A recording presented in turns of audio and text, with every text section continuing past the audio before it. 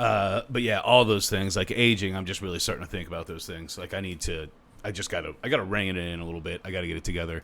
I gotta save partying for celebrations, and in order to celebrate, I gotta have something to celebrate. Or even like it doesn't even have to be like it could be like losing 15 pounds or feeling better. It could be something that's sort of not as tangible in the way like, oh, I got a promotion. Mm-hmm. It could be something like just like, oh, I feel better, and this is something I strive for. But like I actually want to do jiu-jitsu really bad. I do too. Yeah, it's something I'd like to get into, but at the same time, I'm in a position where I also have to watch my funds. Yeah. So, and then like my thing is, I need to, before I can like celebrate, I need to put the work in on these side projects that I want to do. Like I've all of a sudden picked up another thing. Like I'm trying to write a movie script now. Are you? Yeah. Do you know what kind of movie? So the reason this came about was because I fell asleep on the couch one night and I had a dream. And you know how in dreams, like a lot of times they will seem like a movie, but you never get the whole movie? Yeah. I dreamt the whole movie from start to finish. Wow. And to the point where I woke up and I was like, man, that was a good movie, thinking I had just watched a movie. But and then I was like, oh, hold on. That was not a movie. That was a dream. So how detailed was the movie though? Like was there dialogue and shit, or was there like? Yeah, there was dialogue. How much do you remember? Well, at first I just kind of was like, man, that's crazy. I've never dreamt like a whole movie, and I just laid there and I was like, nope, I gotta try to type this out. So I grabbed my phone and I just started typing as fast as I could while it was still in my mind. Right. And I don't have every aspect, but I definitely have kind of a start, a middle, a finish, right. And now I just need to fill it in. Yeah. And so I found a free. So like a free online software that kind of puts everything in script format for you. That way you don't have to like navigate those like. Right. And now even it's really easy to understand now that I've messed with it for a minute, but it still makes it so that I don't have to longhand type or longhand write out those things. I can just click on this box and it puts it in interior, exterior mode and this and that. So that's pretty cool. But I have all these things I want to do, so I need to actually work on them during the week, when I get off work, stuff like that. And then, so the first day I wrote some of the script, just like the very basic beginning. Yeah. And then I like celebrated that I worked out and did that, and I celebrated way too hard. Yeah. And then it's like the next day I didn't want to do a fucking thing. Yeah, because you're wiped out. Yeah. It's crazy. You have to find things like that to fill your day with and your life with, and just like project forward shit you love. Yeah. And then that's like you just basically got to do that till you die. Yeah. Yeah. That's basically like what life is. You just like aim towards things, and then you just always do that. Yeah. Even if it's not perfect or finished. And I just wish I would have like really, because these are all things that I kind of wanted to do. Obviously not podcasts because it wasn't around back then, but these are all things I've kind of wanted to do since I was a kid. Yeah. And either people told me, oh, that's dumb or whatever, or I just didn't put the work in. Yeah. And now I'm just starting to put work in the past few years with a podcast and now script writing. And it's like, God, I wish I didn't wait so long. Hey, what's up, man? Hey, Kyle. But I mean, like, there's people that have started older than you. True. And like also it depends on what you want to do out of it. What you want out of it. If it's satisfaction of like doing it in the process, you could do that whenever. You know what I mean? Like you could write whatever and do a podcast, whatever. If it's like, I think there's a window to be like successful and make money off of it, but like I don't think it's closed just because you're doing it now. Oh yeah. I don't think it's closed. It's just who knows where I would have been if I would have been focused and striving on this, no matter what people told me from the beginning. Yeah. A lot of it's like sort of like self-doubt. Yeah. It's like you can't fucking it seems like corny to go for stuff. Yeah. Self-doubt and fear. Like especially when people are telling you like, man, that's dumb. It's like, you know what, maybe they're right, it is dumb. Like how many people actually succeed at these things? Right. But then, the people that try. Yeah. And you think about everyone who's famous, like not everyone's famous, but the people that you recognize as famous, it's like there's always a like delusion there. Like you know what I mean? There's somebody who it's like supreme, like any athlete. Like if they're not trying to be the best or think they're the best, then they wouldn't even done it. They have to believe that. You know what I mean? Right. They have to believe. They have to have a belief in themselves that it's possible and the work ethic to make it happen. Because you could have all the talent in whatever aspect that you need, but if you don't put the work in, then that talent is never going to develop. Look at BJ Penn, who apparently didn't train much and didn't do much with his like actual natural born talent, and he got as far as he did, but he could have been better. Yeah, he got as far as he did, I think, at the time because he was ahead of the game talent-wise just because it was so new. Yeah. And then once it wasn't so new and these people kept coming up and they were working their asses off and honestly, even probably watching some of his fights to figure out things, then they just surpassed him and he didn't want to put the work in to get better. Yeah, I think that's easier to... It's not easier on the come up, like whenever you're rising to the top. Mm-hmm. It's hard to stay motivated and stay on top of training and all these other things, and that's why it's like... Kyle, grab that ashtray off the coffee table. That's why people age out in athletics, because it's like once you get there, it's like you've done things for 15 years now a certain way. Yeah. And there's kids coming up doing a way different way of thing you're doing, and it's like, how can you compete with that, you know? Yeah. You can't really compete. You have to really adapt and change. That's why that's why like... Moraes got knocked out by that fucking kid. Yeah. They're like... Right. Well, hold on, because we are recorded, but we haven't started MMA yet. Yeah. We clapped already. We clapped already. Yeah. But I figured we would just bullshit for a minute, see if you got here, and you did. Kyle was running a little bit behind everybody, so instead we were talking about You guys are 24 hours late. We were talking about trying to be adults and stuff.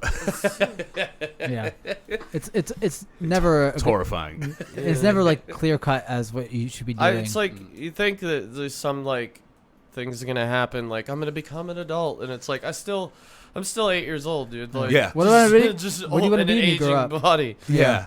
Like you still the thought in your head, like, man, what am I gonna do when I grow up? Like, hey, man. 38. You're growing up. You're 38 years old. Life's literally too short, dude. It's just like, oh shit. It's also just happening. Yeah, I mean, it's weird because it's like that saying I understand, but it's also like it's the longest shit you do ever. It's the longest thing you'll ever do is be alive. If you're alive 10 years, that's it. But as long as your body was in good shape and you could keep going, I would like a 200-year lifespan. Yeah. Well, it depends if everybody else died around you because I'm saying everybody. Okay, yeah. That being the natural thing. Our Earth would be destroyed. It would just but it seems too short. It's just like 80 years after you hit 30 something and the years start going by that quick. You're like, damn, dude. Like, that's what's weird is it's like 28, 29. I was like, man, this is forever. Like life is so long. And then like 30, 31, 32, I'm like, God, this is so short. Especially when you meet people born in like 2002, or you see that online, or like you it's hit so like fucking 23 young, and you're like, oh man, time's like running out. And then you're like 30 and you're like, what the fuck was I thinking? And like then. Yeah. The weirdest one is like the people you used to admire as kids, like athletes and stuff like that. Old as fuck now. Yeah, and now the people that are the stars in their sports are younger than you. I don't have. You don't have any. Okay, hold on. Yeah, I mean, I always like because whenever I got in MMA, I've seen like John Jones. He was my age. Yeah, it's weird to see like now people's he's like whole careers go by, and you're like, damn, like he was champion while I did this, and we were the same age, and it's like, well, fuck. But I mean, like, it's cool because like I don't feel any sort of, I try not to be bitter towards young people. I think it's easy to get bitter, as you get older, and it's like, no, I don't. I never want to be like crotchety old man when it comes to like generations. Nothing.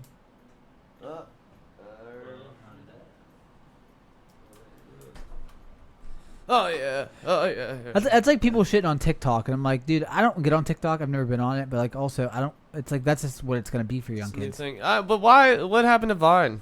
Like why didn't? I don't know. It's like that was even then. I was too old for Vine when it was out. Yeah, but I think there are legitimate like national security concerns with TikTok, like Chinese companies.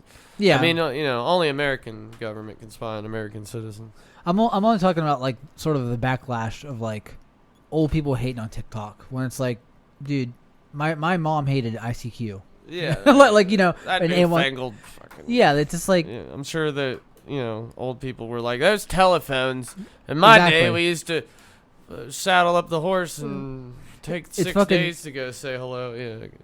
It's like the lamest shit you could be. Like it's the lamest way you could be as an adult is like hate on young kids and being young kids. And change in the world. It's like my kid was talking about like rappers he likes. I'm like, dude, I don't know who anyone is, but if you like them, that's cool. It's not for me, but it's cool. You want to say, well, they're terrible. Yeah, but I mean, there's obviously new pop music and shit that doesn't come my way, and I never get hip to it. But like, I could never be somebody who's just like, I only listen to the old music I listened to when I was 12. Like, I'm always gonna like new stuff. and still be discovering old stuff That's that old, I never yeah. even got to before. Yeah, the majority of the stuff I listen to is still the older stuff, but I'm always open to listening to something music new. doesn't really have a timestamp for me. I still listen to shit from the 40s that it came out yesterday, and I'll still listen to shit that came out yesterday, just the same. I don't have any prejudice towards this is new. Yeah, It's fucking weird whenever you it meet just has to be good. somebody my age are they're 32 and it's they still just listen to Korn, and it's dude, I'm not hating on on Korn, but if you love Korn, you that's still fine. just listen to that's all you listen if to. you throw on a Korn song right now, I'll be cool. Yeah, but it's just I'm not just that's what I play every day. Yeah, they've made new music. You're still 13. You know what I mean? But you're 32. Yeah, And it's it's sort of it seems stunted. If that's a judgment, whatever. But it seems like you're stunted a little bit. Yeah. It's if that makes sense. All these kids, that TikTok video with the Fleetwood Mac song. Now everybody's discovering Fleetwood Mac. It's yeah, dude, this shit's timeless. It doesn't matter. It's good. Yeah, guess what? They're good. Yeah. But actually, dude, I'm old man about that because I'm not because of they're getting big, but also I feel a lot of it is just women online being I'm a witch and I like Fleetwood Mac. And that's your character. I see that, and it's just I mean, I don't think witches even listen to Fleetwood Mac really. If you're a witch, you're listening to something that's a lot more fucking abstract and weird than fucking Fleetwood Norwegian Mac. death metal. Yeah, or something something fucking actually evil sounding if you're a witch, right. or even pagan sounding Fleetwood Mac. Fleetwood Mac, I get it does have that sort of I don't know, witchy aura to it. But it's 70s witch from a movie. It's not. Yeah. It's not like the movie The Witch. You know what I mean? I prefer Sarah Jessica Parker or Hocus Pocus witches. Yeah. Well, that's better than a lot of witches. That movie's pretty. Yeah. All right, maybe we should jump into the MMA stuff, huh? Sure. All right, we're all here. Let's get into it. And we're starting with the UFC Fight Night, Holm versus Aldana. I didn't watch any of this. So. Oh, really? No. Oh, wow, I did. It actually ended up I being heard pretty it good. ended up being pretty good. Yeah, there was some. There were some good performances. Starting off with Kyler Phillips and Cameron Else. He mauled that dude. Yeah, it was a KO in the second round and by Kyler Phillips, and it was a great display by Kyler Phillips. Yeah, he was aggressive. The stand-up was great. He beat him really in every facet. Even if I remember right, they went to the ground a few times. Right, he was winning the battles in there. It wasn't really competitive though. No, and I don't remember how did it actually end. Was it? It was TKO, but I'm not sure the actual. I meant to watch him again today, right. and it's weird doing it 2 weeks later because it's some stuff like that I don't. It's not fresh in your head. But I remember his performance looking pretty good. Yeah, and he doesn't have long hair anymore. Right. He doesn't. Yeah, but it was a great performance. I actually can't wait to see this guy fight again. If I remember correctly, he actually came from the Contender Series, where it seems like we're getting a lot of good people out of. I think he was just on the Sugar Sean O'Malley show as well. But, oh, really? Is his name Tyler or is it Kyle? Just pick one. We don't need this bullshit in between. It's funny because when I say my name to people, they hear Tyler a lot. I'm like, what's your name? Kyle. Tyler? I get that all the time. No. You could be Kyler. You could change it. That's what I'm doing. We're gonna start calling you Kyler. Kyler Ren. And then after that, we had Daquan Townsend versus Dusko Todorovic. All right. You're getting better at your pronunciations. I've been working on it. Yeah. He looks like JDS. He looks like sort of like Stephen Struve a little bit too. Yeah. Like a mixture. Yeah. And Dusko won by second round TKO. Took him down, but a lot of it was on the feet. A lot of clinch. He would sort of get him against the fence and clinch and sort of do combinations. Townsend didn't really seem to have anything for him. No. Yeah. It was pretty one-sided fight as well. I've never even seen Daquan Townsend fight before, but apparently he has a lot of UFC fights. I've never seen him. But, yeah, I never noticed it before. But this guy looks pretty good. I think he's fairly young for, I did catch some of that Duran. It looks like old Durandame was pissed off about what Nunes did to her on the ground. Yeah. She's coming back. Let's see. Look at those strike stats. That's crazy. Yeah, that's insane. Yeah, that's pretty impressive. And I actually was going to try to see what this guy's actual age was since you brought it up. I think I'm pretty sure he's like 25. I'm guessing. 10-0. That's pretty good. Yeah, that is pretty good. 26. Okay. Yeah. So young. Definitely excited to watch him fight, man. I mean, he was definitely impressive in this. Great fight. Dominating fight. That's really all I can say about it. But the only criticism I have for him is he looked kind of stiff. I don't Yeah. know if you, Are they light heavyweight? it's Middleweight. middleweight. They look pretty big. Yeah. Yeah. But he looked kind of stiff with his striking. Like, I mean, he's young, but he put together his striking and takedowns and like sort of pressure pretty well. Yeah, he had some decent combos, but you're right. It was stiff. He didn't seem loose in there. He doesn't seem like a natural striker. Like, he seems like he probably learned striking later and came from a different background. But I could be wrong about that, obviously. But and then we have Jermaine Durandamine versus Juliana This is Pena, very and it was a surprising. sub in the third round. She was dominating on the feet. Yep. Pena looked like she's not well-rounded enough to be at that top level, to be honest. her takedowns are good. That's about it. Takedowns are good, but her stand-up is very rudimentary. She landed a few good punches actually in the second round. She like clipped her a few times. It didn't rock her, but That's 135 they fought at. It is at bantamweight. Yeah. Yeah. Yeah. So, agreed. She tagged her a couple times, but it was not impressive striking. She No. just happened to get things through. I'm not even really sure how. She had that very weird, like, lunging forward and yeah. Pena, we were just saying how like she's up there in that contender spot, but hasn't fought in forever, right? and then she. Yeah. And then This is actually a bad loss because like you expect her to get knocked out, but you wouldn't expect her to get subbed by Jermaine. well, I think Durandamine is really working on that ground game because that was the key to how she lost against Nunez. And Yeah, Right. well, and apparently, because she won by guillotine. It was a nice guillotine, It was too. a nice guillotine, and apparently, she's actually kind of known for her guillotine. yeah, She said, if you leave your neck out there, I'm going to take it. It's- She was saying it after the fight, and then they were even talking about how they always say, like, during training sessions and stuff like that she gets the guillotine a lot. I feel like whenever you come from a striking background, that and seems to be the go-to. yeah, I think it's easier like to latch on to one thing you do well, and Yeah. it's probably the best bet because at least you have Yeah. a fucking key to victory if you it got doesn't an go to the out ground. for that. Well, and especially for a striker going up against somebody who's wants to go to the ground because it's one that's seems to easily be landed from them trying to take you down Yeah. because Yeah. their head ends up in your armpit they're not on careful, either side yeah. if they're not careful. So it looked like she got sloppy and wasn't really worried about it. Yeah, well, she knew she needed to try to finish the fight, so I think she was just going for it. Yeah. You know? And the judging was weird because like she got taken down a few times, but like I was scoring it for Jermaine just because like she was fucking up on the feet. Yeah. And then like it's like I feel like she could have been robbed maybe. If you get the stats, I don't know. See like 3 takedowns. And it's like Man, yeah, and the total strikes was actually a lot closer than I would have thought it was. probably a lot of that was on the ground though with like little baby punches. Yeah. You don't know yeah. how much they value those takedowns. Sometimes it seems like one takedown and it just negated everything he did. And you know what I Right. mean, That's as so far as the shitty, though. judges. It is. It's really shitty.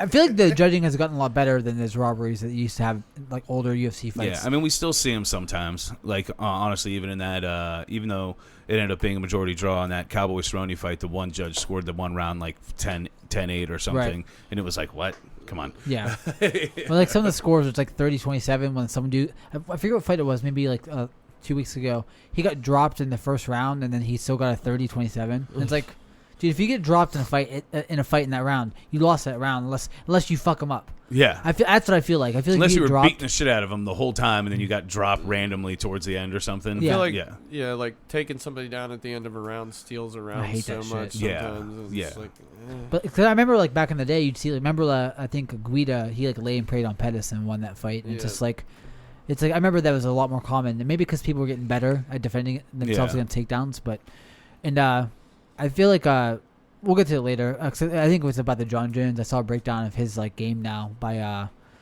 what's his name, the one he does the breakdowns. Dominic Cruz? No, he does it for.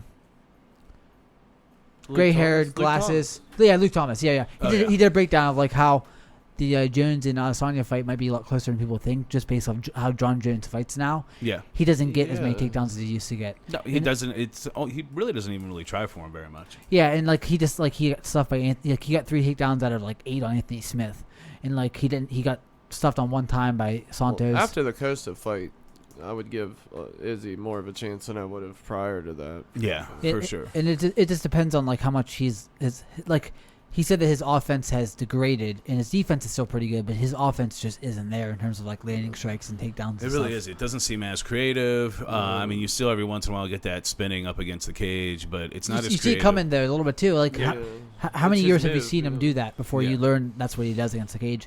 And like he also said, this is what I was speaking to, that takedown defense is maybe a lot better than it was. That the entries that people use they're just known, you know, Yeah. and like to get a whizzer. Jones it's like frustrating to watch anymore. It's like, man, you got so much length and shit there. Like, throw some wild shit. Like that's what made you great. I will say if he did go to take him down, though, I feel like it wouldn't be that difficult for him to do. But we will get to that. I didn't actually have it in the news, but it's something that should have been in there, so we will get to it. Well, that discussion's heating up a lot more than it has any right to if it's. But I mean, right now, they're not even on the same trajectory. No, like how, no.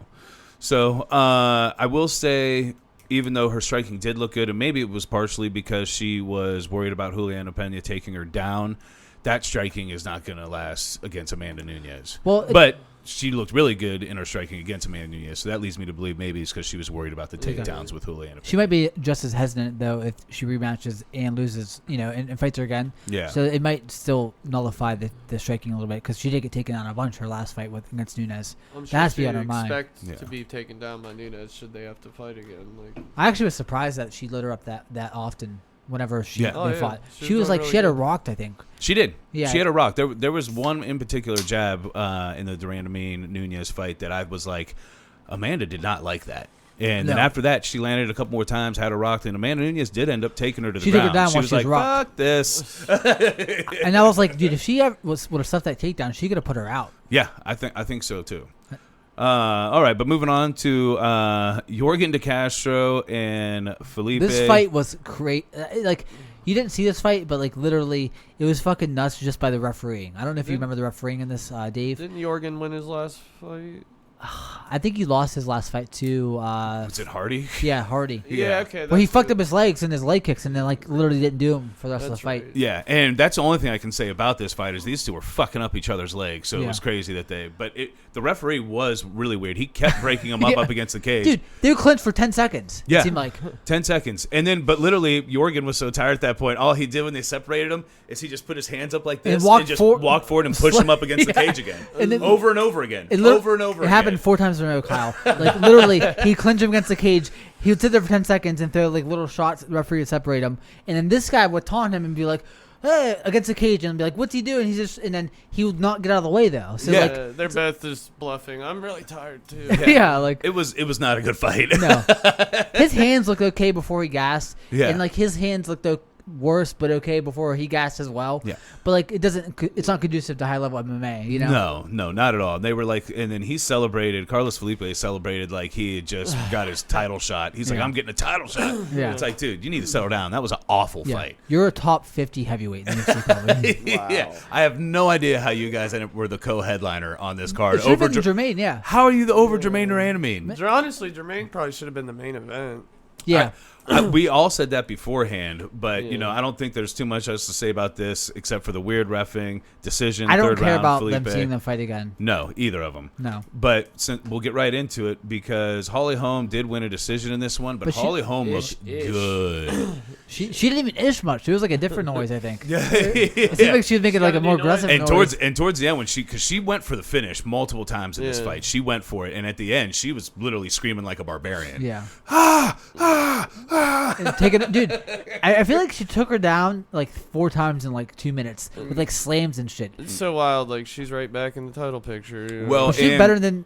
And she deserves it. She looked way better than she has in I don't know how long. It actually reminded me of maybe because they trained together, but how Karate Hottie looked really aggressive in her last fight. Yeah. And maybe they both had sort of the similar approaches in their training camp. So like, we need to turn it on again because it's like we can't flip by. We're a couple badass bitches. Yeah, I mean, like, what are we doing? Like she's her striking didn't even really look that much better. I feel like her movement looked a lot better. Her movement looked better, which in turn made it easier for her to land strikes. Right, and like she didn't look as static in like her entries and her angles, the way she'd angle off. Yeah, she looked a lot faster too. Yeah, so. Typically, I mean, look how many punches she landed. That's fucking crazy. She still did that little where she bounces back and forth and swings her legs, but she did it way less, and she had better efficiency of movement. Yeah, and like she was just done with like a little bit more angry intentions than she used to. Yeah, she definitely was trying to fuck her up, and she really made it look like I think maybe one round Aldana seemed to seemed to land a couple punches, look a little more competitive, but for the most part, she was not even in this fight. No, and I didn't know what her game plan was. Like I don't because I think we mentioned it. I don't know what she was even good at. Because it's like. You Well, know. she was from listening to the announcers talk. She was supposed to be good at striking.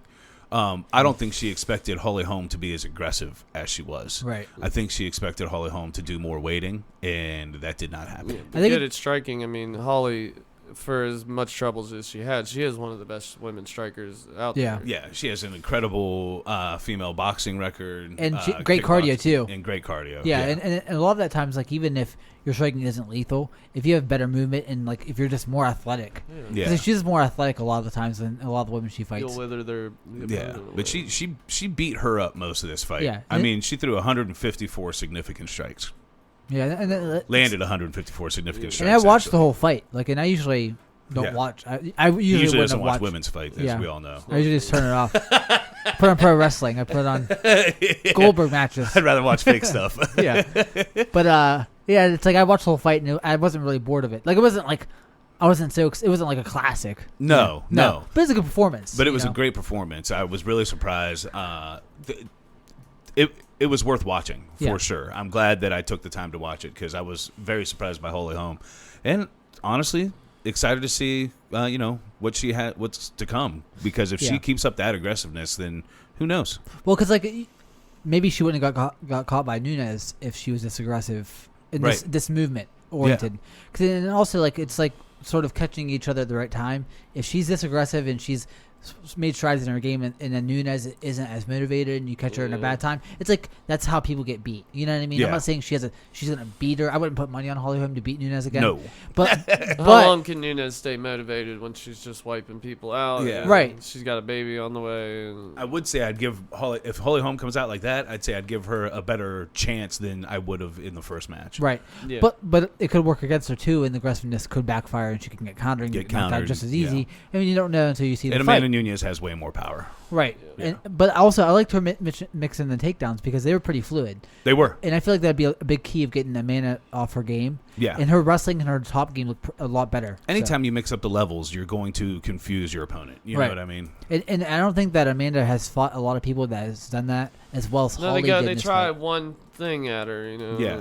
Unfortunately, in women's MMA, because it's in such a juvenile phase, a lot of the women fighters are very one-dimensional. Right. Like for the most part, we see like spectacular striking Yeah. from the top-level women MMA. Yeah. But or they great don't- jiu-jitsu. Yeah, It's a big drop off. Yeah, yeah. So, but I guess we'll go ahead and we'll look at the rankings and try to pick some fights for these guys. We're going to start with Kyler Phillips. I really don't care much about the other guy. Yeah, and that's 135, right? Yeah. Sean O'Malley. I heard rumors that he might be fighting TJ Dillashaw. Oof. That's nuts. Jesus. That's That's a big step up, even if he is coming off a tier suspension. That's Right after that loss. Wow, Kyler Phillips, 45. So, okay. fight somebody above you. Anybody. Honestly, he deserves Well, a actually, decent jump. Frankie Sens, he lost to he just lost to Jonathan Martinez, and I seen him. And he lost to Cheeto Vera. Yeah, so that or like Davey Grant, who Young just coming Hook off a win. Hang. Yeah.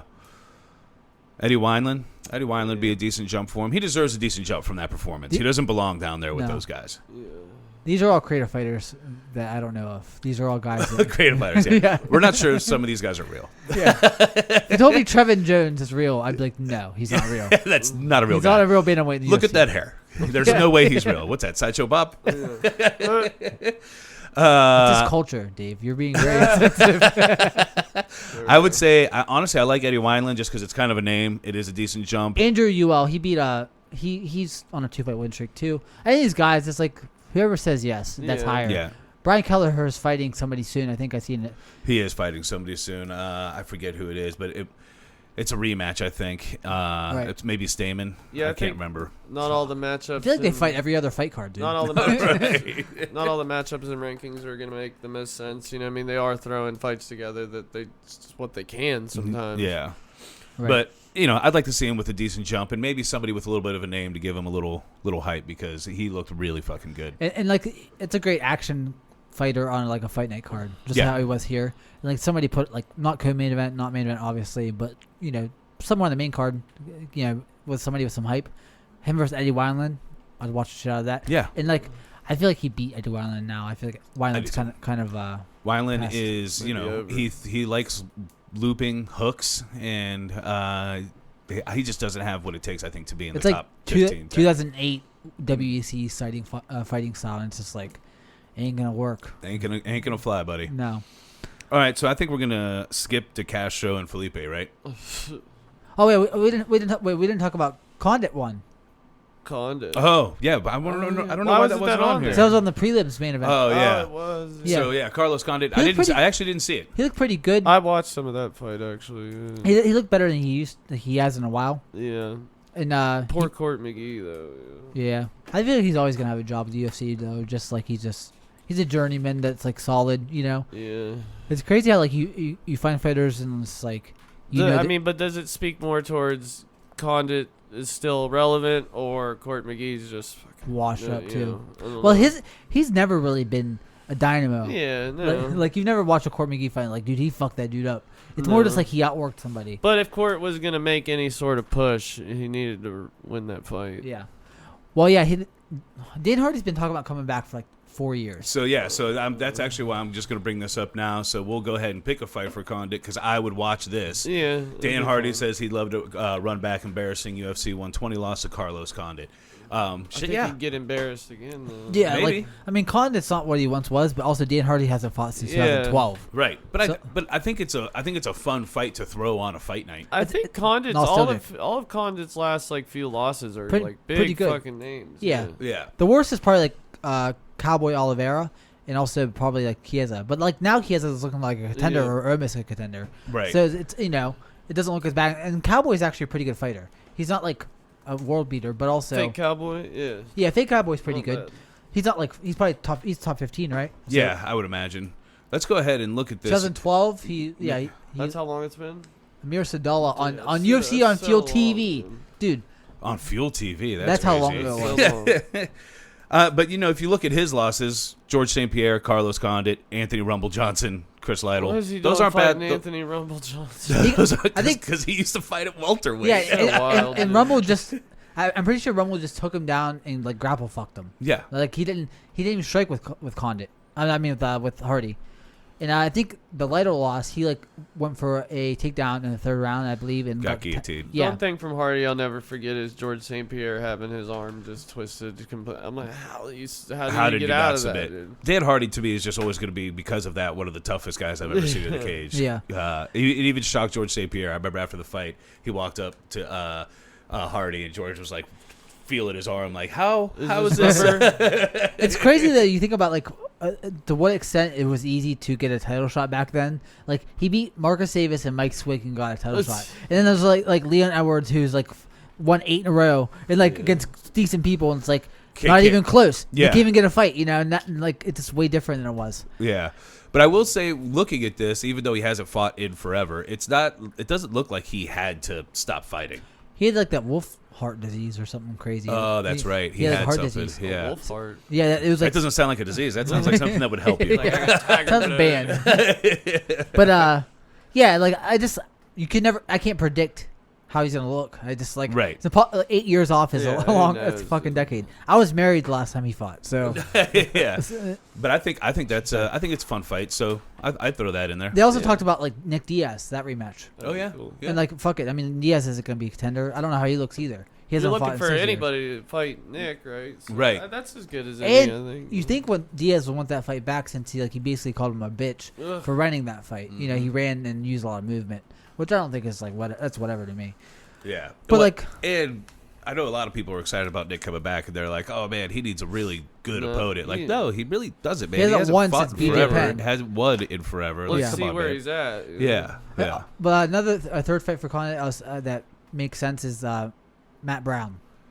That'd be a good fight. Yeah. Because I think Matt Brown called him out after the fight on Twitter, and they were supposed to fight a few times, but I think Matt Brown got injured in the last 2 times they were scheduled, and I think Condit said like put him in bubble wrap until the fight because he'd do the fight, but he is immortal.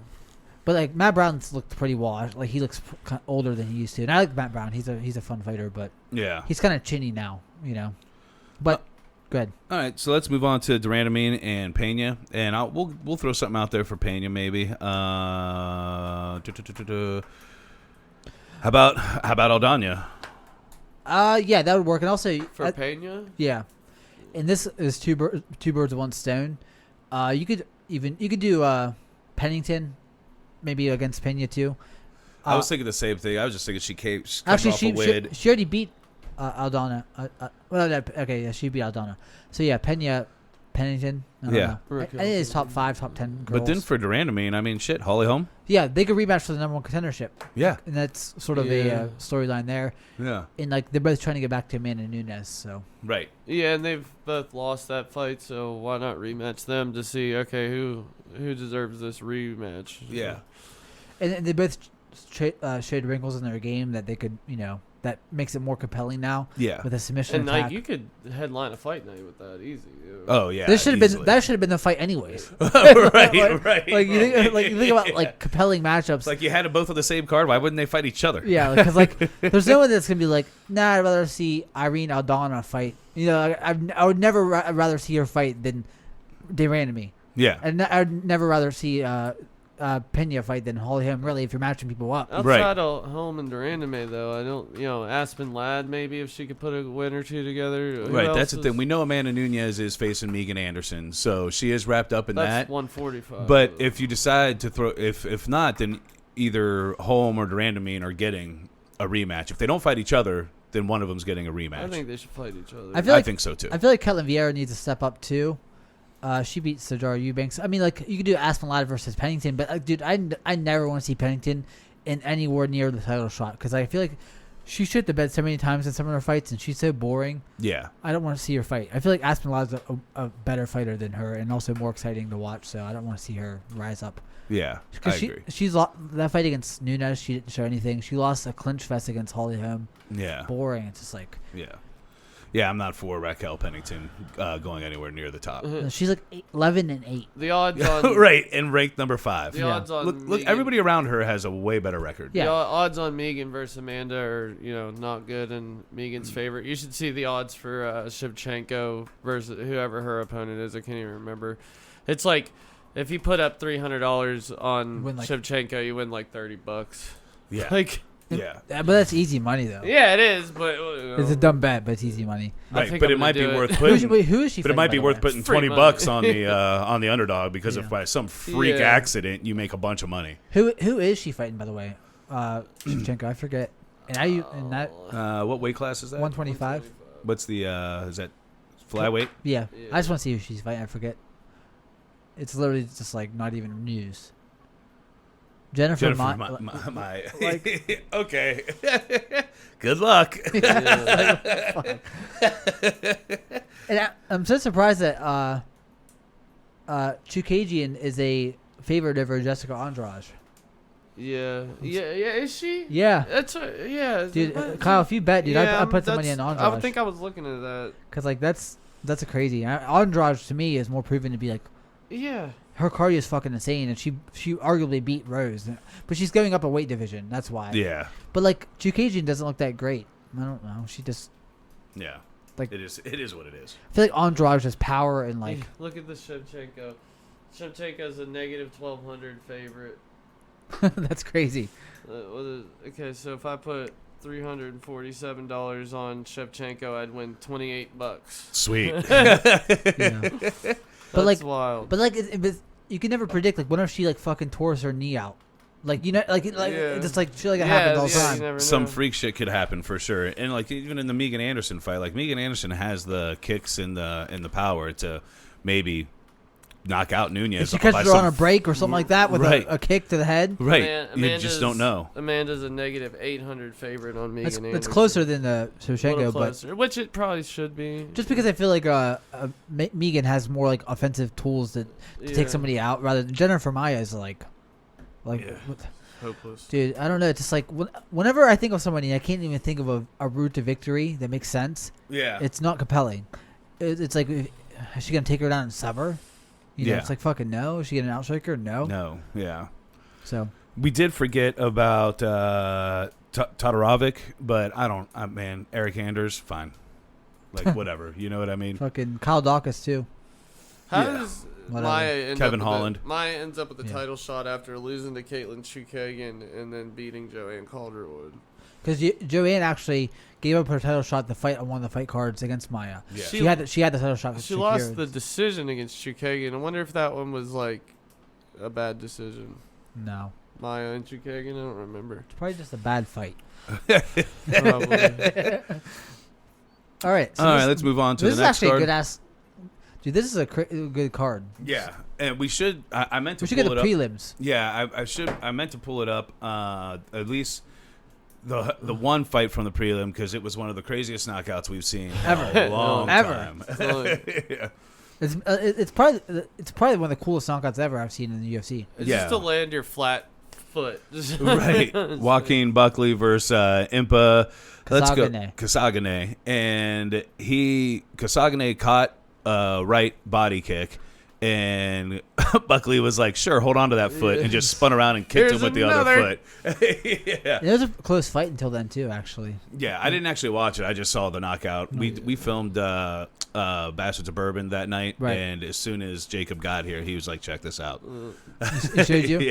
Yeah, it was very impressive. I recommend everybody looking it up. Just look up Joaquin Buckley knockout. I think it's fairly viral now. Yeah. yeah, everywhere. yeah. If I've you seen people post about it that don't post about MMA. So. right, you should be able to find it just by looking on the internet. Period.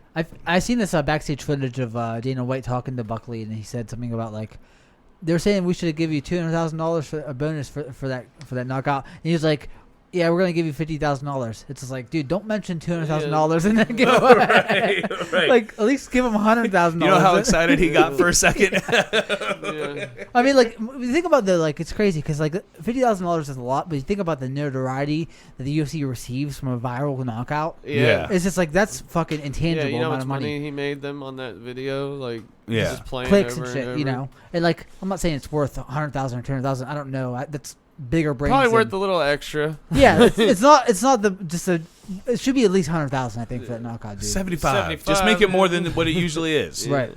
I will say, apparently, I need to go back and at least watch these last 3 fights of the prelims because they all got performance of the night bonuses. Yeah, well, Chris Dawkins looked pretty good. He, like, basically wiped him out in, like, it's, 45 seconds, so. Yeah. I mean, but Tom Breeze too. I think KB Bowler was debuting. I think he was a champion, a middleweight champion somewhere, and Tom Breeze actually knocked him out with a fucking jab. It was No a shit. power jab, yeah.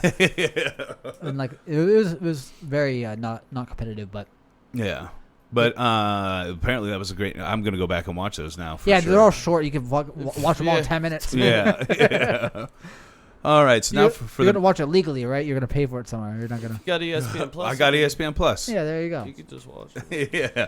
So then the first fight of the night was Youssef Zalal versus Aliyah He was a dog. Tapuria. Yeah.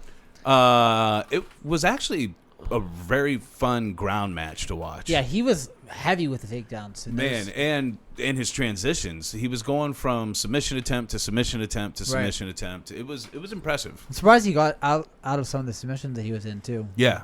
And yeah. like he looked very impressive for debuting. Like Yeah. and like he was on a pretty good fight. I think a 4-fight win streak or 3-fight win streak too. So he was doing pretty well, and he was the favorite. So Yeah. And I mean, we didn't really get to see much of the stand-up game, but I mean, that ground game was really impressive. the only thing I could make a comment on is his cardio in the third round looked kind of like gassed. Yeah. He was kind of shooting and bad takedowns. at Yeah, that I point. mean, he was pretty much like holding on to that. Like, okay, I'm trying to get the hell out of here with this win. Yeah. Like But- I've done enough. Yeah. Let's just figure this out. We'll stay here on the ground. Right. But I feel like that you could sort of contribute. That's like octagon jitters. It happens. Yeah. You could shore that up with the cardio. So And then we have who I can only believe is Frank Mir's cousin of some sort, Tom Aspinall versus Alan Barat. I think Mir commented like he was like Did- part of the family or something. Got to Yeah. do a submission or like Because he looks like this Yeah. picture doesn't do it justice. Like when they're standing in the ring, you're like, he looks like a Superman and Bizarro. Yeah. He looked Bizarro like Frank Mir. Bizarro Frank Mir. That's not a good look for somebody. On paper, He's that's not a already- good. Yeah. I'm not saying he's not Frank handsome. or Mir already whatever. looks like Bizarro something. Yeah. Right. Well, it depends on which iteration of Frank Mir because Frank Mir has had like multiple body changes. Yeah. He's been like really fat and like really buff, Yeah. really skinny. Like Right. Right. pre motorcycle injury, Frank Mir is way different than like Yeah. fat Frank Mir from Bellator or whatever. Yeah. So. Yeah. But Tom Aspinall did look good, man. He looks like he has pretty damn good boxing. Yeah. That dude looked terrible, by the way. Alan Badeau, he looked like he just gave up. Awful. Yeah. Well, and even when they were striking, he was just spinning everything. Yeah. Like, I'm going to spin this, and I'm going to spin now, and now I'm going to spin again. I turned around and heard, and I turned around and he was just whipping his ass. I was like, oh, that was over. I think I seen I didn't look at the article, but it was like an interview with Badeau, and it was like he's here to make his name, in the UFC, and it's just like an interview, and the tagline was like sort of hype, him saying he's gonna make a stamp, and like all this. It's like, dude, he just gave up in like a minute and a half. Yeah. It's like, and I had high hopes because I love his nickname. Anything that has samurai in it, I'm all about. What's up with that tattoo? It's just like an industrial, like... It's Parliament, bro. It looks like it's grease of some sort, because that looks like maybe some kind of warrior. It's a I don't fucking know. power plant. It's a power plant. What is it? Those dudes look Badass. like smokestacks. Yeah. it's a Mingo. Yeah. It's a Mingo tattoo. Shout out Mingo. Yeah. What the fuck? Always got to rep Mingo on here. Yeah. But yeah, not even a competitive fight. Didn't last very long. But I'm He's a great prospect. I'm excited to see him fight again for sure. I mean, like heavyweights, it's like he's fairly. I think he's like 27. And like that's young for heavyweight. Like it's the He curve just is. bombed on a dude, so Yeah, he could probably get a step up in competition Like, pretty absolutely. soon. He's on a 3-fight win streak, I think. So. Yeah, and we'll take a look at that here in a minute. This is a good fight too. Next one. It was an okay fight. But like I think he was making his debut as well. Yeah, you could tell that. So we got Marcus Perez versus Dricus Duplessis. I don't know. That's a cool ass name, by the way. Yeah, but he it ended in a first round KO TKO. You could tell that Dricus was a little nervous making his octagon debut. Yeah. But he didn't look great. But he ended up getting the knockout. Right. He just honestly clipped him over the ear. Clipped him under the ear on a break, right? Yeah. Yeah. I think it was like a striking exchange, and they got in close, and he sort of clipped him coming in. Yeah, and I think he was intimidated as well because Perez came out there like a fucking warrior. Yeah. But he just couldn't keep it together to finish it. You saw a lot of really shitty looking leg kicks from Dricus. Yeah. He kept like almost falling every time he threw it. Yeah. Like, it was weird. But I mean, like I think he's undefeated. Is he undefeated? Yeah, let's take a look. But I mean, like I always like seeing fighters that are undefeated and like sort of like if you get the finish, 14-2. Oh, that's not bad. No. But I think he was a KSW champion, I believe. Oh, really? Yeah, I think he was coming from like a champion, and also sort of how the other fighter I mentioned. Oh yeah, Bowler or whatever. But yeah, I think he was a middleweight champion in KSW, and he took this fight on short notice too. Okay. So. Like you said, he definitely seemed nervous. He celebrated like crazy after he won. Good for him. I'm interested to see him fight again. I just don't know. I don't know how much I can take away from this because it did look like he had some nervousness. There was some sloppiness. Like I said, with those leg kicks, it kept looking like he was about to fall backwards almost every time he threw it. I'd have to go back and watch some of his fights before the UFC and see what his game looks like when he's sort of in a setting that he's comfortable in and performing at his optimal best. Because like I don't think short notice is the greatest indication of somebody's game and like their shape and just nerves. So like I'd like to see another fight in his fights before to see how he looks. Yeah. This guy Presley looks fun too. Like he looks like he's fun. Like he's a gamer. Yeah. Like he's ready to fight. You know. Like kill or be killed sort of fighter. Yeah. And that's always fun. Yeah. Yeah. He also dressed up as the Joker in the weigh-ins. Oh, did he? Yeah. Nice. So he's an entertainer as well. Yeah. I think it was the Suicide Squad Joker though. Oh. I don't know if it was or not. Boo. It's like the worst one. So Dricus did win by first round KO TKO. We'll see how he looks in his next fight because I'm sure he earned one. I don't know. That Joker maybe was pretty bad, dude. That was pretty awful. You watched it finally? I watched it a while ago. It's fucking Except I terrible. remember for a while you're like, I'm not watching that. You said you weren't going to watch it. It was thoroughly boring. And I heard it's just disturbing.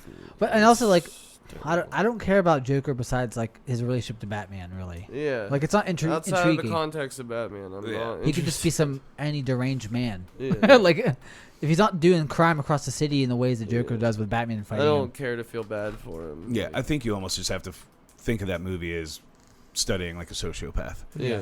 instead of thinking of the Joker. I didn't like this. It fight, should by have the just been called Arthur, the fucking idiot. way. Taxi Driver. remake. Told an interpretive dance. I get why you wouldn't like this fight, but for some reason I did. Well, Ben Rothwell came out like a bat out of hell. He's just Yeah. swinging like crazy. There I was was like, just- man, you're gonna wear yourself out. There Like, was just you like did. no defense in this fight. So it ended it with a decision, and Tiberia did get the win, but they literally, for the most part, for a while, were just standing there punching each other in the face.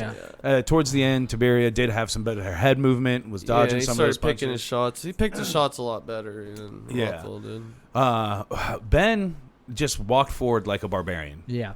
and the I think way he he was thought- throwing punches was weird. I think he thought he was just gonna maul this dude. Like he was just gonna maul him. Like Yeah. It's like the most heavyweight fight of the night. It's like the most heavy. It's like such a heavyweight fight. You know what I mean? Just like. To me, it was more entertaining than De Castro and Felipe. Oh yeah, for sure. Yeah. Yeah. It was a higher level than that, but like, I don't know. I feel like Tybura has been in the UFC so long now that's like, dude, he's not gonna. He ain't gonna take the jump. He ain't Yeah, gonna but- get better in the look ways at you need to get better. Rothwell, Yeah. It- And it's just like they're always gonna be like number 9 or number 12. It's Right. like they're gonna float there. Mhm. And like Rothwell doesn't look any better or worse. And he actually looks because He's he a used to good get test finishes. for people though. Yeah. Yeah, I think with Rothwell, I think his thing is he knows he's not getting a title shot, so he's just going out there to try to put on Yeah. exciting fights. So he just walked out there, walked forward, and threw punches and Yeah. weird punches. He was just like, he wasn't twisting his whole body, just like his upper body. He's it was, got a good it was chin, weird. too. It was He like can- he was leaning. He You can know- take damage for sure. Oh Right. yeah, But like he was like he's not that old. He's probably like 38 or 40. Rothwell. Like I feel like he's been in the UFC for like 20 years though. I feel like he's been there so long. he has been. I mean, I think he came from the what was that? The Fight League. Him and Roy Nelson both came from there, but he made it into the UFC before Roy Nelson. Right. He fought. I remember he fought like Cain Velasquez like forever ago. Yeah, yeah. Like, he can't beat He's the shit been out of there him, but- for a long time. And like I don't know. I feel like he was getting better. He made a run there for a little minute. Like, Yeah, I think he finished like 6 Brandon years Vera. ago or Yeah, something. he finished like Brandon Vera and like looked pretty good doing that. And like, but I think he got popped for steroids too, and he was Rothwell? suspended for a while. Yeah. Yeah. So maybe I You don't know. can't look like that and get popped for steroids. I don't know. There's He actually looked like too if his head wouldn't have been against the cage, he might have been able to pull off some kind of submission. Right. He was actually flashing high for a triangle quickly a couple of times. Like he was doing it quickly. You could tell he's got good jiu-jitsu acumen. well, he subbed Josh Barnett. Yeah, which And- is And crazy. he knocked out Overeem, so those are pretty good wins. So Yeah, those are great wins. Yeah. I mean, subbing Josh Barnett. that's fucking hard. Yeah, yeah. Yeah. And knocking out Overeem, I suppose, isn't that hard. You just got to land it right. But Yeah. It's weird to say, but Ben Rothwell's kind of underrated. Like, yeah. I He mean, could not beat great, anybody but, yeah. on a good day. he looks like I feel like if he got a good camp, he might be able to make it up to like the top 6. But I feel like he trains like at his house. right. I don't know if that's true, but like he seems like the type of guy who literally trains like in some small gym in Yeah. fucking Michigan or something like that, Yeah. but where he's from, you know? yeah, all I could think about in this fight was that his nickname should be Barbarian because he was just walking forward, throwing punches. What, he doesn't even have a nickname. I know. I think it's Big Ben. His is Tiber. Like, why is your nickname part of your last name? Yeah, it's just missing one letter. Why isn't it like Tiger or something? Does Tiber mean something? Yeah, I don't know. He should be Ben Rothwell. Rothwell. Rothwell. Yeah, it just looks like a shitty. Rothwell. Ben Rothwell. Rothwell. I seen that Bellator signed this like I think a flyweight. I don't know if bantamweight maybe, but it was like Magomedov. I'm like, dude, come on, man. You hate that. I just like, God damn it! Like, I understand it's probably something cultural I don't understand over there. Your names are way different than ours, Right. but also just different ones. Like, I don't care if Magomedov. Let's just distinguish between first name and last name. Yeah, it's just like Oh, man. All right. So, next fight Edison Barbosa versus Makwan Americani. I feel like this is a pretty good fight for Edson. He did pretty good. Yeah. He looked really good, actually. Yeah, sharp. That weird jab that he kept knocking him fucking him down up. with was awesome. Yeah. It was a weird jab because the way his body was positioned, it was almost like he would suddenly go square and then just shoot straight in, real powerful. And I'm happy to see him win because I feel like his losing streak he was on it's unfair because he could have won. He should have won this fight. Agreed. The Felder fight was close, but I feel like he won that fight. And also his last fight against Dan EJ, Ige. Yeah. He won that fight. I thought, but And this is a fight he should win. yeah, because like he's a great grappler, but his takedown defense has always been historically pretty good. Yeah. He's never been really grapple fucked besides Khabib. Yeah. Which, come on. I mean, yeah, that's a given. So like, and he's an okay striker, but he's not gonna really threaten on the feet as well. So this is a softball match for Edson. Yeah. But he needed it, and I'm glad he got it. And he looked great, man. And I like his new look with the beard and everything. He looked a little like Wolverine. The afro sort of going on too. Yeah. He looks way better. Yeah, he looked way better. He looked tough. He looked real strong. 145, man. right? Yeah, Did he just go down, or has he been down for I think 2 fights? 2 fights. Yeah, Dean Ige, that fight was at 145. Yeah. And like, I mean, 145 it's not really open, but like, there's not a lot of movement at the top, and like, there's not a lot of great grapplers that can do what Khabib did to him. And like, he has strikers that he has to worry about too, but like, he's a good ass striker. He's probably much better off there at 145. Yeah, I mean, like, his durability at 155 was kind of like he was getting hit by like power punchers like Gaethje. You have like Korean Zombie and stuff like that, but if you put like Edson versus Brian Ortega, I might pick Edson just based off his striking, and his takedown defense is great. Yeah. Well, and his power in his punches is more prevalent when he's down in this weight class. I mean, those jabs he hit him with were vicious. Yeah, I feel like at 155 he was just outmatched in the strength category with a lot of those guys. Yeah. And like, his defense has never been like the best. So if you're gonna get hit by power punchers at 155, it's a little different. Yeah. And God, I think you got something on your eye. You got it. A brow maybe. But yeah, I mean, like, I wouldn't mind him going into the top 10 and getting them. We'll see the rankings. Yeah. But like, I mean, he could take a step up right now because it's like, dude, it's Edson Barboza. Barboza. Yeah, like, who's gonna complain? And also, he's more of a name in this division than anywhere around his ranking. Like, anywhere, he's maybe top 15, but anywhere above or below him isn't as big of a name. He could be looking at a number 1 contender fight for him real soon. Yeah, probably within 2 fights, I'd say. But yeah, we'll get to that, I guess, in a moment. Yeah, without a doubt. All right, so then he didn't look that bad either. By the way, his grappling looked pretty okay in the third round. He grappled fucked Edson a little bit. His grappling looked okay. They had a stand up that I was like, I don't know if you should have stood him up. But his striking just was not there with Edison. That was towards the end, right, when they stood him up? Yeah. I remember that. It was fast, too. It was fast. Yeah, it just didn't seem like it was necessary at the time. But yeah, I think Americani was just a little bit out of his league. I feel like if he can't dominate his grappling and like get quick subs, I love his wins are like that. He sort of like doesn't have a depth to his game, right, to fall back on someone else. So yeah. All right, for the main event, you had Marlon Moraes versus Corey Sandhagen, and Corey did win by TKO KO in the second round, and he looked good, man. He looked really good. He reminds me of Dominic Cruz on like his voice and his movement a little bit. It's like Dominic Cruz. His movement isn't as crazy, but it's rooted in sort of the same sort of movements, I think. Yeah, and one thing I liked when I saw Marlon hit him with a couple good leg kicks, and then he started constantly switching stances, constant, made it harder for Moraes to time up leg kicks, and his striking it looked phenomenal. I mean, very fluid. Sandhagen made much shorter work of Moraes than I would have expected. I mean, Moraes he's a brawler, dude. I didn't expect it to end that quickly. He's like a fire hydrant. He's like a fucking built. He's strong and he's like really small. Yeah, he's compact though and like strong as hell. It just seems like he should maybe be fighting a weight class below though. He'd have to lose some muscle, I think. That cut looks like pretty okay. He's got no body fat. Yeah, he doesn't really have any body fat, but he's so small. I was surprised that kick took him out. I mean, this is a glancing blow off the top of his dome, and then see it happen all the time though, man. Didn't the other kick break his orbital though? Yeah, that must have been it. Sandhagen called it out too. He was like, "I broke his orbital," or his corner yelled it.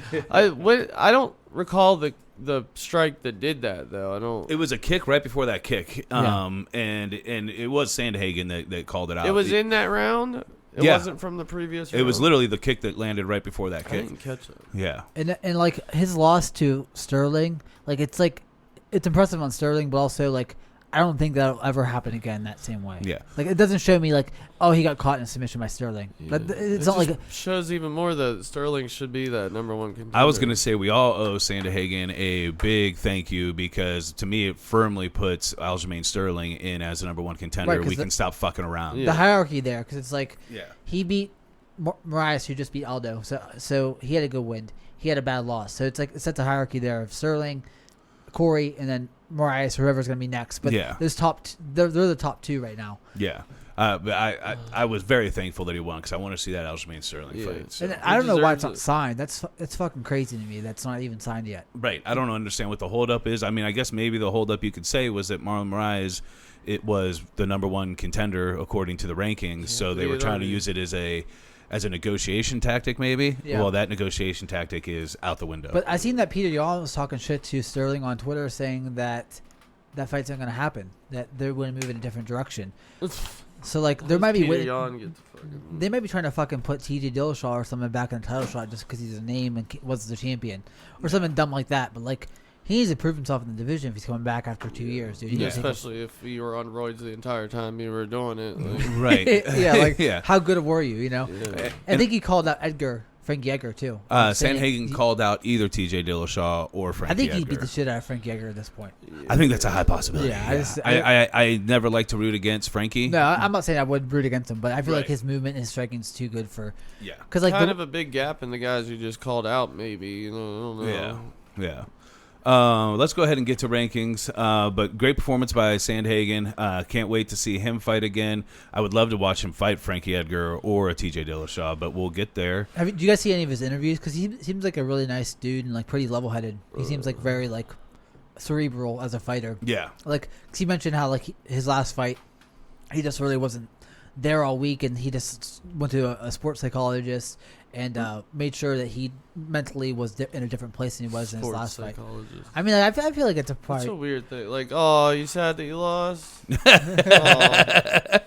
just wanted to like pat you on the back, like it's gonna be okay. People don't like losing. But like, natural. I just can't I guess like I've had bad days when I've worked. You know what I mean? And Yeah. Like, it's very high pressure situations fighting. I imagine. Oh, yeah. To me, I just think it's actually weird they call it a sports psychologist. Why not just a psychologist? Yeah. Yeah, You know what I mean? Because like it's not like he's just talking about sports. Right. Like, They're trying to get into your psyche. Yeah. Well, my wife, man, let's keep it on the sports. Like, I think this is fucking crazy. We see like fighters X amount of times a year perform, and it's like, dude, they have a life around that, and like we can't even really conceive of fighters of having like kids, and they wake up with kids and shit. They do like random, they have like things going on. It's like you kind of sort of just forget about that a little bit. And you don't even realize what's that. it like to have your face all beat up in front of your kids? Like, Daddy goes to work. This is what he does. This is it.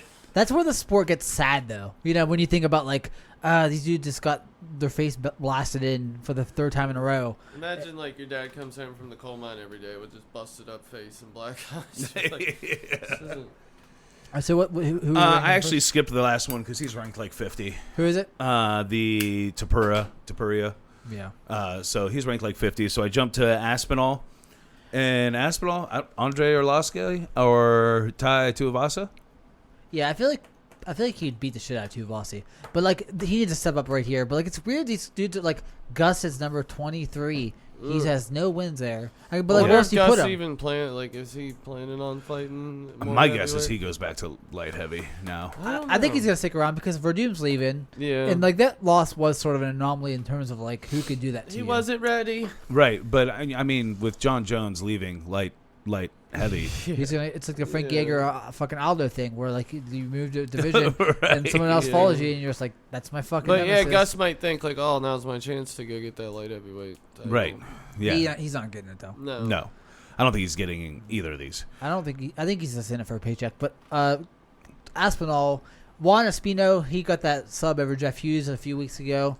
They're similarly like fucking, matched up. Yeah, Arlovski always could be like a stepping stone. Yeah. like, I feel like Arlovski's like the ultimate gatekeeper nowadays. If you don't get past, guy though. yeah. Honestly, that's kind of what my thought process was. That Arlovski is the ultimate gatekeeper, so I like that fight. Yeah. or even like Tybura is coming off a win on this actual, on this card too. Yeah, So you could fucking match him up, and like Tybura's also lost.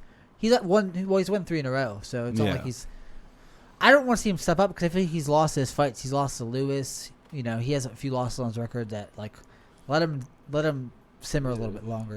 Who Aspinall? No, Tybura. So like, Oh, yeah. he has a 3-fight win streak, but also it's like he's had multiple chances to make the leap, and he hasn't done it yet. Right. So any of those guys would work for me, I think. Yeah, I think where I stop liking it is about Cyril Gane. Yeah. Yeah, that's where like Don't go Cyril he's a Gain. little too Get high somewhere up. in between there. Yeah, because I mean, then it starts to get the people who actually are like, not Yeah. close, but Well, Give different him level. another test before he gets Cyril that Cyril Gain- Gain. Is Cyril level. Gain ready to take a step up? he's an I mean, he's fighting. What's his name? Delage. Ante Delija or whatever. I don't know who that guy is, by the way. I don't either, and he's not even I listed think he's. above him. I think he was. I think he. He's coming from somewhere. I think he was a else. short notice. I think he was scheduled against somebody else, and they pulled out. I think that's correct. That's next week. Yeah, So- I think that's correct. Yeah. yeah. I forget who it was originally supposed to be. I remember we were kind of excited about it. But I can't remember who it was. Cyril Gain is a great prospect, so like he needs Yeah. to step up too. All these guys need to step up, but like the division doesn't move Having fast a lot, enough. like a lot of fights have fallen apart in the last week or so. it seems Yeah, a like. lot of them COVID, a lot of them just random stupid injuries. But yeah, it's happening quite a bit lately. Yeah, RDA is off the fight with Islam Makhachev. But now. they're Yeah. scrambling to replace some of these with some crazy shit. Like I'm hearing all kinds of like interesting things. I heard actually like- Stipe versus Ngannou for in November or something like that. I don't think it's gonna happen. I No, think probably not. Stipe fucking fights once a year now, and that's how it's I gonna don't be. see Stipe Yeah. doing it. All right, so then we got Duplessis. I don't want to get him up too high. Mir Shart. What's that? Mir Shart. Mir Shart. Yeah, I'd watch him fight Buckley, but Buckley's coming off an impressive win. You know he's going to get a little bit of a jump. He called out fucking Chimaev. Buckley did, but that's a bad So, fight. I mean, somebody's got to fight Chimaev, and they're having a problem finding that, which we'll get to. Yeah, but yeah, I feel like Eric Anders too. He could fight Eric Anders, take that big because like he's like a gatekeeper now too. Yeah, Eric he's Anders. 5-5 in the UFC. He lost to Jotko, but beat Mir Shart. So, yeah, any one of those would be fine. Yeah, and I feel like it's a good test, just like how Chimaev fighting higher like that. These guys are good tests in terms of like they're not crazy finishers. They're solid everywhere. Yeah. I'm going to skip the heavyweight Rothwell versus Tiberia. Yeah. I don't think we need to talk about that. No, I don't care about. So we're looking at Barbosa. All right, so this actually gets pretty interesting because he lost to Ige, but he's number 8, so that's pretty decent. Yeah. Fuck. You're Now it's hard to even fight. Like it's hard to even match him up because being that high up, I guess Josh Emmett he could fight backwards again because like Yair I feel like Rodriguez. I think Yair is fighting. He's No. supposed to be fighting. I Fight thought, unless it got canceled for whatever reason. like, if he had. dude, Because this site is good with having the updates of who's fighting who. these guys have been the same ranking for like fucking 2 years. I feel like like Yeah. no one's fighting anybody. Yeah. I feel And like Yair kind of got lucky with that fucking Korean zombie knockout. yeah, he did win, so he deserves to Yeah. go forward with that win. Right, but it was lucky. How do you even like generate enough power? Like, right. It's to hit impressive that he somebody. won that way. yeah, it is. But It's Impressive very in a way, but it also seems like a panic move. yeah. But I mean, like Shit. I feel like the only people fighting recently is like Emmett and like Calvin Cater, like and Ige. Like I feel like those guys I haven't seen these guys fight in a while. Like, Yeah. Besides obviously Holloway and Volk, but like I haven't seen Yair fight in a while. I feel like it's been a year since the last fight. Yeah. Is it anybody beat- give Ortega a chance against Korean zombie? I guess we'll get to that preview, but I don't. Yeah, we're going to get to that preview. But I don't see Yeah. it. But anyways, I guess maybe Emmett and Barboza. That'd be a fucking banger. I'd say Emmett Barbosa, Barbosa, Yair. I like those two. I feel like that's like Barboza like fighting Emmett. That's like the worst matchup for Barboza though, just based off like the power of Emmett. Emmett has crazy power Or for yeah. that division. Give him Max Holloway, and then Max Holloway's #1 contender again. These dudes need to fight, and like Dean Ige is pretty high up. I don't know why he's so high. Yeah, and what's absurd is the fact that the only person in almost the top 10 that has a fight lined up is Korean Zombie and Brian Ortega. I know Calvin Cater. Why does Calvin Cater look like that in this picture? By the way, Is that officially the #1 contender spot? Ortega and It almost has to be because Why there's would not another Ortega, fight. like- And honestly, where do they have Ortega ranked here? yeah. Why would Ortega be even close? He's to up- him? He got is he up there? fucking waxed. they took him out of the rankings because he hasn't fought in 2 years. Yeah. Like why? Yeah, why would you get one fight after 2 year layoff and then get and After getting fucking fucked up. and it wasn't even close? Well, I guess No. it's different. It's a Different fighter champion, but He's literally not even listed. because he hasn't fought in 2 years. Well, that's cool that they did that, but that's kind of crazy. Yeah. yeah. But like, I mean, I feel like it should have been Zabit or Yair versus Korean Zombie for the #1 contendership. Yeah. That's the only fight that made sense to me. Like those fights made sense. Yeah. Ortega should have fought the other person that wasn't that, and not a #1 contendership fight. Yeah. Because But- like, But we're in agreement that almost has to be the number one contendership fight because nobody else is fighting, Yeah. right?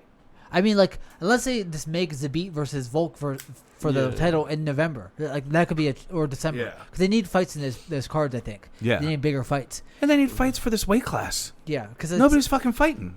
No, it's actually one of the most stagnant divisions. It seems like nobody fights each other.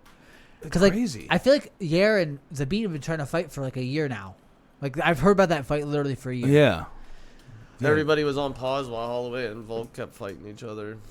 And then, dude, remember when they tried to make Volk versus fucking Holloway 3? Like, Like what immediately. the fuck, dude? Like, Like, my God. let's let that breathe for a minute. Let's Yeah. let Holloway get a win or two before we give him another title shot. I aesthetically don't want to see them in the cage again. Like, I don't want to wanna see. that fight again. Like, imagine a countdown preview for that fight again. Like, it's just the most boring storyline possible in the division. Yeah. Like, yeah. 10 rounds of fucking nothing. they fought for like 50 minutes already. Yeah. Like, they literally they're the same ranking basically. Yeah. It's like they're not even anyone's better than each other. It's like they're the same.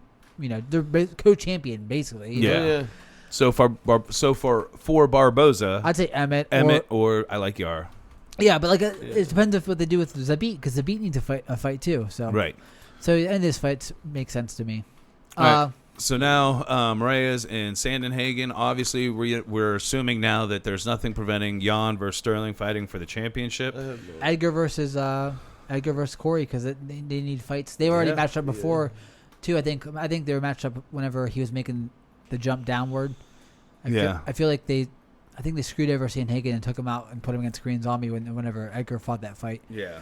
So that makes sense to me. He's right below Dominic Cruz. Jimmy Rivera. Jimmy Rivera versus Marlon Moraes. Yeah, or maybe even Pedro Munoz. Yeah. They're coming off losses. I don't know if they fought. Honestly, him versus Jose Aldo would be awesome.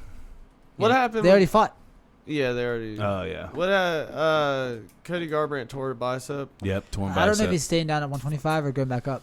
Well, now because it doesn't have. It's not gonna have the hype behind it because Figueiredo is still fighting. So it who knows? Who knows if he's going to stay or if he's going to come back up? But that torn bicep, he's going to be out for a minute regardless. If he wipes out, I think he's fighting Perez. Mm-hmm. If he wipes out Perez, then that fight's still there. You know. Yeah. So. But I think Cody Garbrandt's going to be out for a while with a torn bicep. Well, I mean, it lines up. Lets him get a fight, and he could fight maybe in March for the title. I wouldn't care because it's like, I don't care to really see him. Like once they tease that fight, I'd rather that fight just go on regardless of what happens around it. I agree, and I think the hype will still actually be there because there's not really a lot of hype for any other fight there. Well, and I think Figueiredo wins his fight, so I would assume, And then like I don't want to see Cody get slept in a different fight and not have that opportunity. Right. Yeah. Just because I like Cody and I want to see him. Yeah. If he's gonna get slept in a title fight. Not against fucking Aldo or somebody who might sleep him. Right. All right. So Moraes can fight Pedro Munoz or Rivera, or even actually Dominic Cruz if he ever comes back. Yeah. He's floating around forever. I hesitate to throw out Cruz's name because you don't know what he's gonna do. But if Dominic Cruz beats Moraes, it puts him back into the talk, so it's a good fight for Cruz. Yeah. Although we all like the idea of Dominic Cruz versus Jose Aldo. Yeah, it's just like all these question marks. I couldn't imagine if I was privy to the actual conversations with matchmakers and shit I could better guess who's competing now. Right. Because I don't know if Cruz have they talked to Cruz in 2 years? Yeah. I have no idea. You know what I mean? Is he getting phone calls at all about anything? Right. So it's just they have more access to obviously knowledge than we do. We're just guessing off the rankings. But I don't know if anyone's even is he an active fighter still? I don't know. Right. So we just have to fucking go off of this. But that's what makes it fun. Yeah. We could tweet him. Cruz, you still fighting? Yeah. All right, I am going to use the restroom real quick, but we'll start with this nonsense. Chris Weidman, I represent more trouble for Israel Adesanya than anyone ever had. Get the fuck out of here, Weidman. Yeah, what are you talking about? What? I think that Izzy said he'd sleep him inside of a round. Is Weidman even? Sure he would. Yeah. Is Weidman even fighting in that division right now? He's in middleweight. Yeah, he fought Amari Akhmadov, and he beat the brakes off him in a dominant performance that he didn't gas in at all. Yeah. Yeah, and it's just Weidman. What he said, all these tall, lanky guys, strikers, I have a history with them. Just because you beat Silva in those 2 7 years weird ago fights, yeah, like he did good against Silva. It's not like all right, because I feel like he beat Silva and it was a weird fight, but he did well against Silva. Yeah, it's not like that was the best Chris Weidman though. Yeah, but I mean, they are weird. They do have some weird circumstance around him. Right. Regardless, he did what he needed to do, and he did well. But that's been so long, and like He's been knocked out like way more times. you let since then. Chael gas you up into thinking you can fight Israel Adesanya, you're gonna get embarrassed. And like I think Chael was like actually speculating that he should be the next fight for Adesanya. And I'm like, dude, that's nuts. What has happened that makes it like He has one win. That's a fight that makes any kind of sense. And like I just can't even imagine like them in the cage together and then like what's he gonna do? Like try to clinch him against the cage and take him down? Like I just don't see. He's so slow. Like you said, there's just no path to victory. I don't. And like he's so chinny and like if you're chinny against Adesanya, it ain't gonna be good. No. Like if you're chinny and slow, it's not gonna be. He's gonna light you up. Dude. Light you up bad. Because you couldn't even take down Akhmedov. Yeah. And like Israel has pretty good takedown defense. I feel like he acts like I feel like Israel has better takedown defense than Silva had. He doesn't have the BJJ that Silva had too, but he has a better takedown defense. I hope this is just a marketing strategy for Weidman, and he doesn't really believe that he can fucking do this. Like, I think he still lives off of the hype that he beat Silva when Silva was unbeatable. He has to be. Yeah, and like he said against lanky fighters, he also lost. Like the other fighter he fought against was Gegard Mousasi, and he lost against him. Yeah. So like you don't have. I mean, you're like one. Silva and Gegard Mousasi. Who else have you beat that's lanky? He's literally trying to claim like because I beat Silva that time. Or he said he beat Kelvin, and then Israel won decision with him. But like it's different fights. Right. It's way different fights. And you Different do time. not look good at all Yeah. in your past. I don't know how many fights. And, yeah. Like what? I don't understand what your thought process is. You just fought. I'm sorry. Top 15. Not to insult a guy, but to me, a guy that is rudimentary comparatively to Israel Adesanya, and you didn't look good. Right. You know what I mean? Like, what are you talking about? Yeah, you think you can handle 5 rounds of anything right now? You couldn't. You gassed in the second round against a top 15 fighter who doesn't do anything well. And like, I don't even see in a position where he'd even get close to a takedown just based off of Adesanya's movement. And like, I think Adesanya's the type of fighter that like. He's seen Weidman been fighting. He watched the Silva fight probably when it happened. And, like, I think Adesanya, and I think he said it, like, he knows Weidman's game. He just knows. Yeah. Like, he seems the type of fighter that he watches the sport. Who doesn't know his game at this point? Right. Well, he said, I know your single leg takedowns. I know your double leg takedowns. He goes, get a few wins, Yeah. Because it's like, he couldn't even get to the title shot. If he fought against Costa. Yeah, I don't like. What is even gonna get you to Israel Adesanya? You're not gonna be able to get past the guys under him. Yeah, let's go ahead and see who we believe he could Chris Weidman could beat on his way to a title shot. All right. It's hilarious, actually. So Weidman. So Derek Brunson? Probably not. I mean, like, that's literally the Maybe. only person I could think of. But probably not. Yeah. Only because, like, Brunson doesn't seem as powerful as he used to. But, like, he'd probably take down Weidman, beat the shit out of him like he did to Edmund. Right. Right. Kevin Gastelum? Nope. No. I know he beat him before. And Kelvin Gastelum, his only path to victory there is Kelvin being in his own head. Yeah. Because Kevin Gastelum, again, put up a decent performance against Israel Adesanya. Yeah. And he almost knocked out Weidman when they fought, and that was a better Weidman than is now. Yeah. He's more fucking washed now than he was then. Yeah. Jack Hermanson? No. Jared Cannonier? No. He's a fucking kill him. Blast you out of there. Yeah. I mean, Darren Till only because, like, it's hard to even imagine that fight because, like, literally when I think of Darren Till, I think of him just staring. So, like, I don't know what's going to happen in that fight because he probably fucks up. Weidman ekes out a decision against Terry. But it depends if it's 3 or 5 rounds. Yeah. And it's probably going to be a 5-round fight because Darren Till only fights 5-round fights nowadays. Really, like, very rarely he's not in a main event.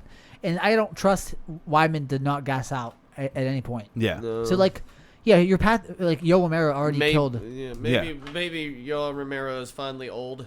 Right. Maybe. But these are all, like it's like, in my head, 70-30, like, in favor of the other guy. And some of them even worse. Yeah. Yeah. Like if you put Cannonier versus Weidman, It's literally 10 and 90 to me. Right. You know? Right. Kelvin now it's like maybe 40 and 60. Maybe it's a little you know. Right. Maybe, Just because of Kelvin's headspace. If he comes in the right headspace, and I put it at 90-10. If it's the Kelvin that fought Izzy, you got no shot. Right. But even thinking of Adesanya, it's like literally like a 5 and 95. Like I think that's too generous. Like it's like because like I feel like Israel is probably more. He's the most potent striker in that whole and like the best spatial awareness of any fighter in that division. Maybe the UFC period. Yeah, like his understanding of distance and like the way to not be on the cage and where you need to be to strike and what range you need to be at to effectively strike is like probably the best in UFC. And like against somebody who's sloppy and slow and gasses. Yeah. And like it has no dynamic striking. Doesn't have dynamic. Doesn't really have a dynamic portion to his game. No. Period. Because I feel like once he like stuffs a few takedowns, dude, he's gonna be a fucking gassed out sitting duck. You know what I mean? Yeah. Real quick, just because I don't have it pulled up in the news, but since we were talking about Darren Till, did you see that Darren Till is trying to fight Chimaev? Yeah. Well, not just that, but he's trying to be in Mike Perry's corner. yeah. He's trying to be Mike Perry's corner, man. And he posted like how long do I throw into the towel like for him like. But Till said if he beats Hermanson or whatever that he will fight Chimaev. Yeah. That's actually a good fight for Chimaev because like Till has pretty decent takedown defense. He's a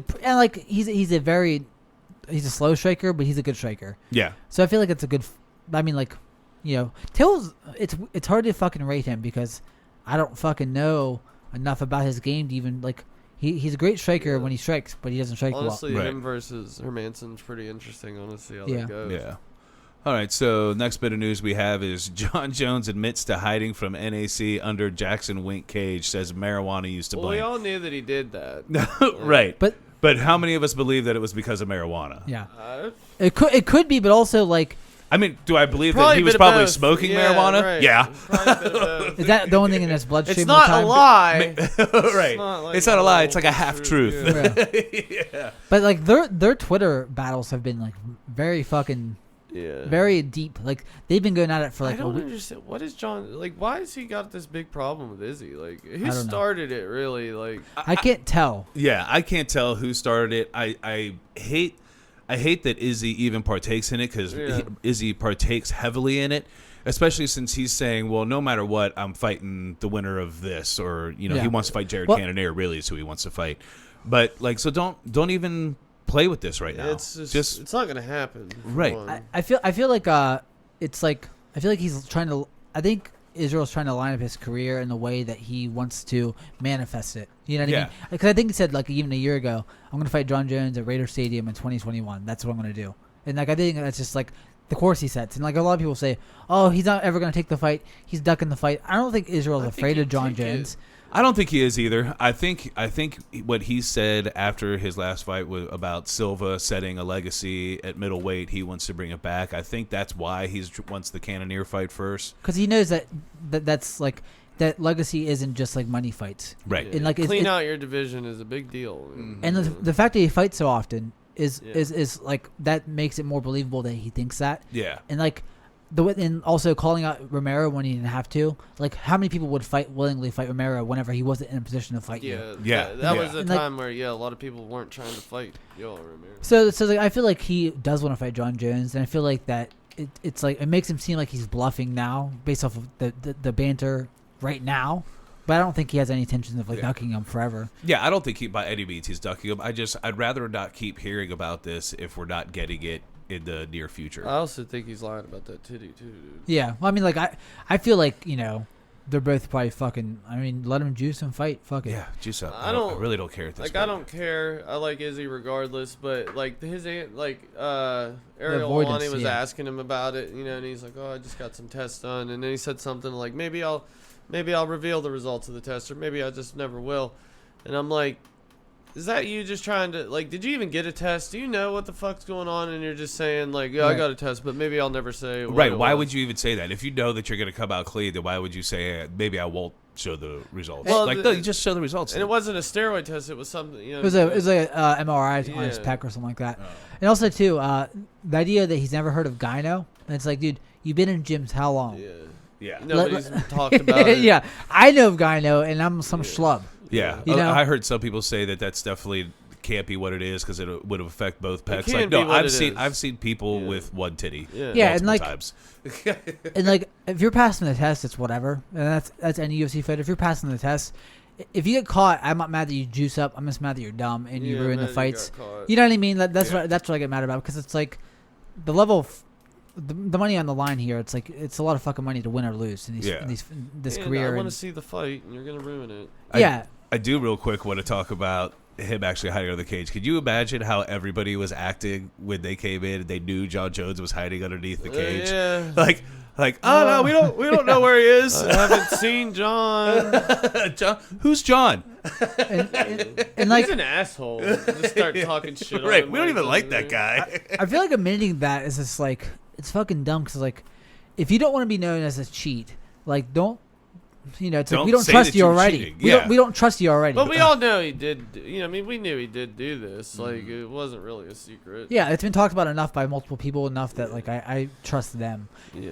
And like, once Chael mentions it, and like, if Chael says something about, like, though Chael doesn't necessarily believe that Izzy's cheating, and like, Chael knows about steroids enough. Yeah. So like, is there some benefit of the doubt? Maybe. I don't know. You know, I don't know, because like, I don't know enough about the body to say for sure. I've never, you know. Right. It looks like gyno. But what? Yeah, what the fuck? A perfectly healthy dude just gets a tit, like. Right. Some people say it might be a torn pec. There's no way. Yeah, but there's no way. I just don't fucking know. I think it's gyno from steroids. Yeah. But like I said, well, I can tell you there's no way it's a torn pec. The main reason I can tell you that is, one, it doesn't really manifest like that. You see a crazy bruise. You see a crazy bruise. And the only reason I know about that is actually from WWE, because I watched The Rock? No, I Triple watched H, that Triple H and Shawn Michaels tag team match that happened just a couple years ago, and partway through the match, Hunter Hearst Helmsley did tear his pec muscle, and he couldn't even do fake wrestling anymore at that point. He was out of it. Shawn Michaels had to carry the whole match. he would know if it's torn pec. So you're telling me if Israel Adesanya had a torn pec and he was still out there throwing all the punches, get the fuck out of here, man. We had it before too, and like, if you don't notice it in training and it's not hurting and it's not something that you, but like there's no way you're fighting a UFC fight It's with silly. a torn pec. People are like, oh, you're just hating. Or why are you looking at the man's titty? It's like, dude, it's a legit question. I like Izzy, and I like Izzy too. I don't want to tear the man down, but it's a legitimate question. It's a legitimate question. And to be perfectly honest, I don't care either way as long as he passed the test. Yeah. And it's just absurd to say, why are you even looking at his titty? It's How are there. you not looking at his titty? it's there. You're shirtless on TV. Right. It was like the first thing I noticed as soon as he walked out. I'm like, what's up with that tit? Do you remember when The Rock had surgery on his chest, probably from gyno, when he had like the vest on for a while? Do you guys remember that? No, I don't remember that. It was like during the Nation of Domination days. Okay. Yeah, he wore a vest for a while. Yeah. Because I think he got like surgery on his gyno. I think it was something like that. Yeah. Which, I mean, like, I imagine though, he will have it removed in the interim. We'll never hear about it again. Yeah. I'm like, that's a smart thing to do. And also, though, he's in a position now where if he tries to explain it too much, Yeah, it just looks bad. yeah, like you're between a rock and a hard place. Your answer is not going to be satisfactory. The proof's in the pudding. You already have it. We already seen it. Yeah. So like, no matter what you say it is, you're not going to win that court of No. public opinion. you And know? again, truthfully, People who've decided that that's what it is, that's what they think it is. Right. and again, truthfully, I really don't care. But to act like it's ridiculous that people are questioning, he about could have it is handled the absurd. question a lot better and Yeah. said, "I don't know what it." I mean, he could have said something like, "I mean, I don't even know what you'd say." Like, you know what I mean? I got no clue what you would say. Yeah, because like, what if you just said it's Skynet from I probably just wouldn't say anything. right. No, I Right? wouldn't Like even- if the guy was like, "So what's up with your tit?" I'd be like, "I don't know." Yeah. Weird, right? but like, yeah, I wouldn't say I went to get it tested, and maybe I'll tell you what is going on. Maybe I won't. Like, Yeah. that you just like reserved a spot to like not say anything more about Right. it. Really, I don't know. Yeah. So next bit of news: Michael Chiesa, risk of Kazmatch matchup outweighs reward for ranked fighters, and course it does. and he's correct. yeah, because Yeah, but I felt like that was kind of a fucking bitch move. Like, I don't know, dude. I mean, bitch move, right, bitch but- move or not, it's absolutely true. Yeah. but that can go. I mean, that's very noticeable for Kazmat, Chimaev. But like, that's for any fighter below you, though. You know what I mean? Like, Yeah. That's what I'm saying is like that guy's coming regardless, and like it's he might as well ranked or retire not- then. He ranked might as well or- retire. Ranked Yeah. or not, like if you beat him, it's very meaningful. Like Yeah. whether he's ranked or not, you know, I mean, if you come out and watch that dude, that still helps you, I think. Oh, for sure. If you look at because like even now, it's like the stature of him is a lot more than his ranking, and like he exists in the public's mind as a figure that's more than just his ranking now. Yeah. So if you beat somebody like him who's like 15 or whatever he is, more for you than beating a guy like that's Magny. ranked. Yeah, like if you meet somebody like him versus someone like his last one RDA, it's like no one's gonna fucking rate someone like Vincent De Luque above Chimaev in the court of public opinion in terms of like where they stand. Yeah, as a revered fighter or somebody. He beat Chimaev right now. I think that would propel Chiesa to like, oh, you're like a number one contender, dude. Yeah, like, I think it would. Or it's a fucking even notch in your bedpost. I mean, it's more than somebody who's just like number 11. You're the guy that derailed the guy that hasn't had an actual fight in the UFC. Like he's just beat the shit out of people. Right, and you beat him. And and that says more than beating somebody who's number 10, even though he's number 15. You know, it's like five. It's like. These rankings only really exist for the media, and like everyone knows what the fuck's up, though. You know what I mean? Yeah. And like when you look at a ranking, you see Donald Cerrone number 9 somewhere in a division when he hasn't won in forever. It's like it's like fucking Chimaev is higher ranked than Donald Cerrone in any division. Yeah. You know, like if they're both welterweights. Rankings aren't the end all be all, dude. It's just And like I said, that guy's coming in anyway. He's no matter what, he's coming. And he seems like he hasn't actually seemed like an overinflated sense of like ranking. I mean, he's always seemed like that. Yeah. He's always won bigger fights than his ranking suggests. Yeah. And like I like him generally. Like he's pretty fun fighter to watch. He's a great grappling game. Yeah. But like I do like Michael Chiesa. But like he's always sort of like was picky and choosy and been diva better about it though. Yeah. You know? I'll say, like, he didn't have to come out and say it. Everybody knew it to begin with, that it's a big risk for a ranked guy. For sure. But one thing it does let us know is that Michael Chiesa will not be fighting Kazmat Chimaev. No. I feel like, and I kind of liked that matchup, to be honest. Yeah. But I actually I think Wonderboy once there's rumors of Wonderboy versus Chimaev, but like that's probably that's the biggest test I could think of, because Wonderboy is a lot better at distance than. I don't know that he's totally correct about it outweighing the reward that much. Because there is reward to it. It depends on the money you get for the fight as well. There is reward to it, but I do agree. Like if your stock right now has you rising to a potential contender fight, then you losing to him bumps you way down. Yeah. It does. Not in the court of public appeal, but like if you lose, if you're ranked number 8 and you lose to number 6, it doesn't hurt you that much. But meanwhile, if you're sitting there, Chimaev could just pass you right the fuck up. Yeah. And that's a massive possibility, especially with Chimaev. Yeah, and I just feel like it's like, well, like if he beats Wonderboy, if Wonderboy takes that fight and Chimaev beats Wonderboy, like you're out of the picture altogether. Yeah. Right, and what fight do you want? Because this is all very like high stakes shit here. You know what I mean? Any loss is gonna be a loss. Yeah, and also some losses look better or worse in retrospect. You know, if you lose to Chimaev and Chimaev becomes champion, you're gonna be right there regardless, because you lost Chimaev, but he's now the champion. Right. You know, so it's just like how he's now mauled everybody. So yeah. Right, and it's how Leon Edwards looks so good now, even though he hasn't fought in a while. He's only lost to Usman.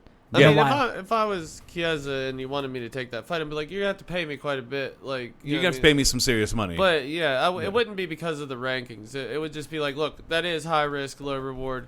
I want paid to fight that guy. Right. And you guys want this guy to, you know what I mean? You guys, I know the stock you have in him. Right. Equal it out a little bit. Yeah. Equal it out a little bit. But like, what fight does he want? It's just like, it becomes like, well, what fight do you guys want? Because this division's moving in weird ways, and it's not very obvious where the fights are. Like, I don't know who Leon Edwards is fighting. I don't know who Wonderboy is fighting. I don't know who he's fighting. Yeah. RDA's out of the picture, so he's not even ranked anymore in that division. Yeah. So like, what the fuck fight do you guys want? Because you guys have to fight somebody. Right. Somebody has to fight somebody eventually, and you guys all have to fight each other eventually. If you're all heading for the same thing, knock out Chimaev now, get that win now. Yeah. Like, he's getting better. Yeah. Seriously, he's getting better. He's gonna keep getting better. Yeah, and like, that's a reasonable prediction. He's gonna get better. So like, get him out now. You know what I mean? Right. And get that fight out of the way. So it's just like.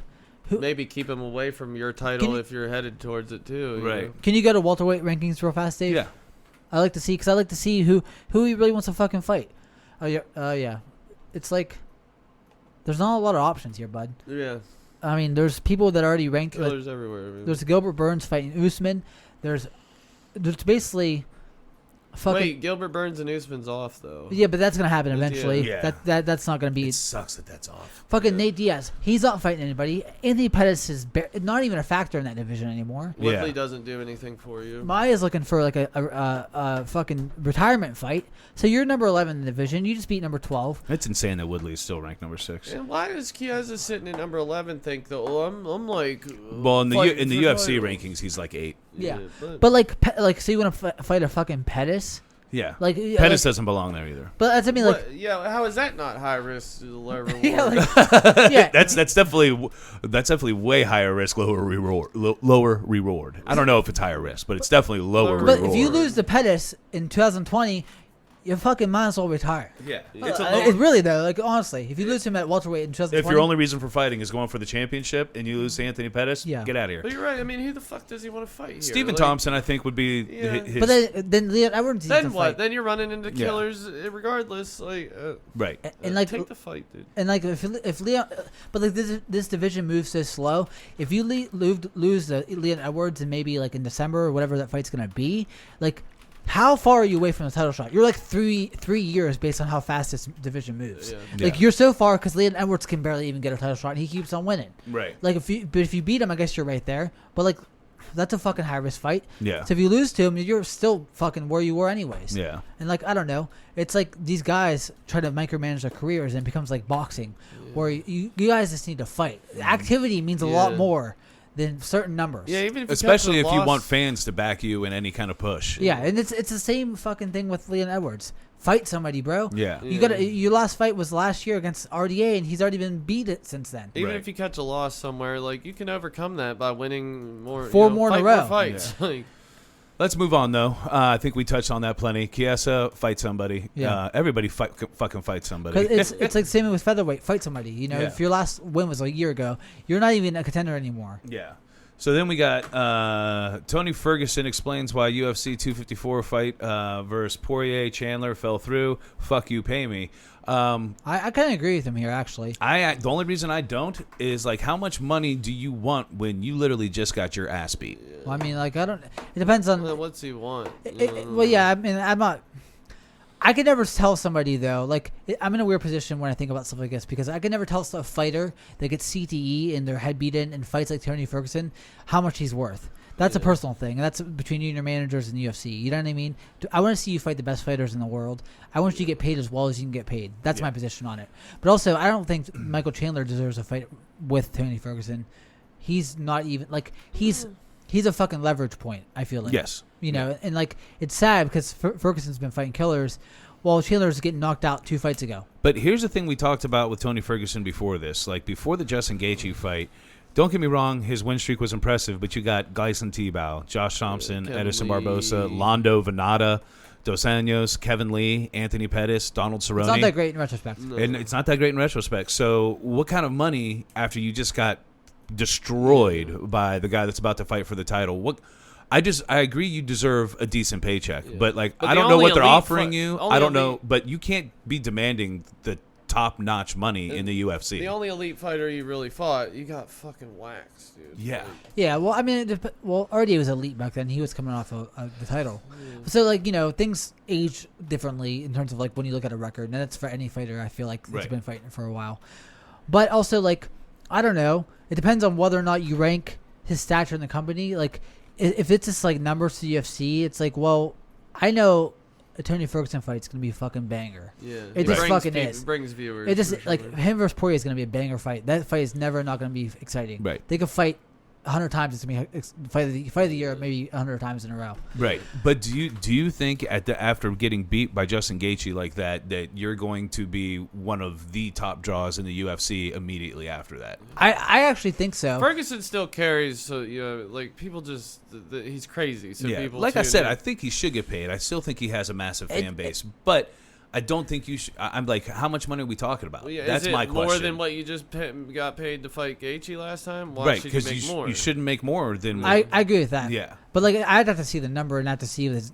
I'd have to actually have more information on the contract. Yeah, what are the numbers actually? Like, are you asking for Conor McGregor money? Like, one, you've never been that kind of draw. Yeah. Two, you just got your ass whipped. But like, should it be more than Michael Chandler? Fuck yes. Yes. Yeah. So if it's less than Michael Chandler, I would be pissed too. Yeah. But you have. I mean, we have to assume. I imagine that he would get paid more than Michael I don't Chandler know. if they fought. Do I think they both got a decent paycheck? Yeah.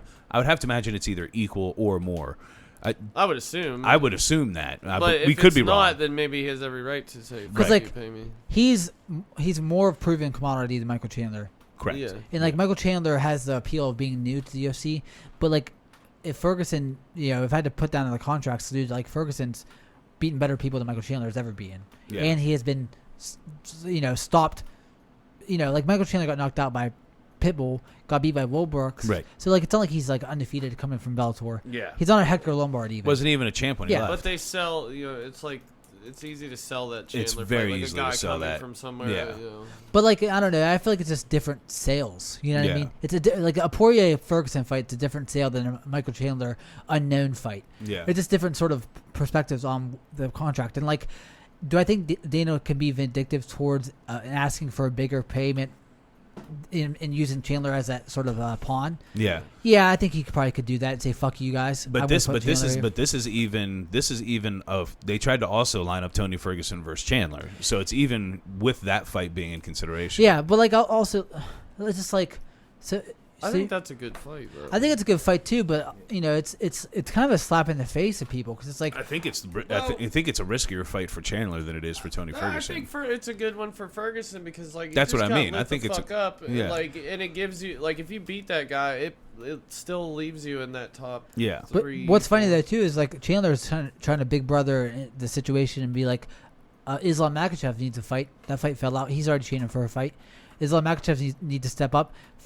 Chandler isn't ranked any higher than Islam Makhachev, like in any sensible way, just because like he. Well, I do think Michael Chandler though said he would like to actually have a fight lined He up wants on to that card. fight a top 5, Yeah. and like he's sort of being demanding on where he's coming in at, even though he's not really proven himself to be there yet. Yeah. So like, it's the same argument, dude. But you know what? It would be really weird if you were already announced as the backup to the title fight. If the fight they lined you up for before that was a number 15. Yeah, but I agree. But your backup isn't based on merit. It's based off of just the contract you got in the artificial, position you're put in by the UFC. It's not based off anything sort of tangible that we could rank. Right. It's based off of like Islam Makhachev has proven more in the UFC than anyone in the top 15 has. Yeah. Michael Chandler might be a Will Brooks. Right. He might wash out. I don't know. He wants to get the biggest paydays, the biggest fights possible. I understand that. Right. But like, if you beat Islam Makhachev in an impressive fashion, that's baby Khabib. That's Khabib's training partner. You have a little bit more credence there. Yeah. It's like, well, what risk do you take now? Yeah. But this rolls right into Michael Chandler still willing to fight Tony Ferguson at UFC 254. It'd be beautiful if they did set it up. I don't see it happening. I don't see it happening either. It would be crazy if those two were lined up to fight each other and still the backup to the championship fight is Chandler, not Tony Ferguson. Yeah. I'm going to let you guys talk about, I don't know what's happening right now, but I have to piss again, so. Just go in your pants. I'm going to get a catheter. You don't wear Depends like we do. We don't want to do any This is my any secret. breaks. Big Piss diapers. yourself here. Just like 3 grown men pissing himself in a podcast. Yeah. But I don't see this fight happening at all. But it seems like they're trying to line up all kinds of little alternative fights right now because everything's falling through. But they should have had Chandler a fight anyways. so were they talking about? They're talking about Peoria and Ferguson, but I thought Connor and Peoria was like almost a done deal. They sort of eloped. It seemed like eloped in that conversation. Yeah. But I mean, any of those fights, and like they could do Ferguson versus Oliveira. Fuck it. Yeah, I love that. But, like- why is Oliveira not getting brought up in any of these conversations? Like he's right there. I get that maybe he's not the name, but like He's you like know, a 7-fight win If streak. you're a dude. UFC fan, you should know who the fuck he is. And like the most submission wins in UFC history is a Yeah. big fucking deal. And like it's not the biggest deal, but like hey, this dude's putting in work. I always Yeah. respect guys who put in work and just fucking fight whoever, dude. I don't understand why his name isn't brought up more, and why isn't he lobbying for himself? I don't hear much from him at all. It seems like some fighters play the game a lot more than other fighters. Yeah, yeah, but you gotta play like You gotta play a little bit, dude. You got gotta to. call and get on Twitter and be a Twitter warrior a little bit. Yeah, But like, get a translator to do it for you or something. I just hate that these people aren't like, I don't know. I just hate We're that. talking about why is Oliveira? Yeah, why is Oliveira he- needs to fight Why somebody. isn't he getting brought up? Why isn't he in lobbying any scenario. himself? Yeah. Like, I just don't think he's good at that. He did that one time. He brought up but he didn't talk shit like the way they want you to. He just brought up stats. Right. He's like, look, this is why I deserve this fight. Dude, and here's a question though: what matching up Chandler after UFC 254? If 254 doesn't fall through in a fight for him, he's in that number one contendership. Does he maintain that, or does he have to fight for that number one contendership afterwards? Yeah. Because I heard that Hooker called out Chandler. That's a decent step up. That's top 5 or so. Yeah. Hooker needs to fight, and Hooker is a good test. So something like that. That's, does honestly, he go backwards now after the 254? Chandler and Hooker is where I think Chandler should step in at. Yeah. I would watch him if they wanted to line up Michael Chandler or fight for that. I'd watch him fight Ferguson. I'd watch him fight Hooker. I'd watch him fight Charles. Any one of those. I want to see Ferguson fight Oliveira. Yeah, I feel like that's a nasty fight. I think that's a beautiful fight. Yeah, I would love to see that. And I feel like is Tony Ferguson wants paid, but also he wants dudes who has put in work, because I feel like he feels disrespected about the UFC to some extent, and disrespected by Chandler's artificial ranking he has right now, and that's probably a bigger sticking point. Shit too personally. Yeah, and I think he does too, and I think he also has to understand that in reality, the UFC really could have dropped him off of that crazy shit with his family. They could have really bumped his star power down, but instead they stuck with it and kept promoting him. I mean, the guy was holding his family hostage and beating on people. Come on, that could have went really bad for him. That was Ferguson? I feel like there was I don't think he beat anybody. It was more of a crisis with his family called the cops on him for acting crazy and breaking shit in the house. Yeah. But I don't know. I feel like it's a slippery slope now, because once you've backed Conor as much as you've backed Conor, it's there's no moral high ground you hold yourself to. Whenever you back Conor for punching an old man and multiple unfounded, I don't know if they're true, rape allegations that float around too. Did Ferguson get proven in a court of peers that he did whatever? I don't. You know what I mean?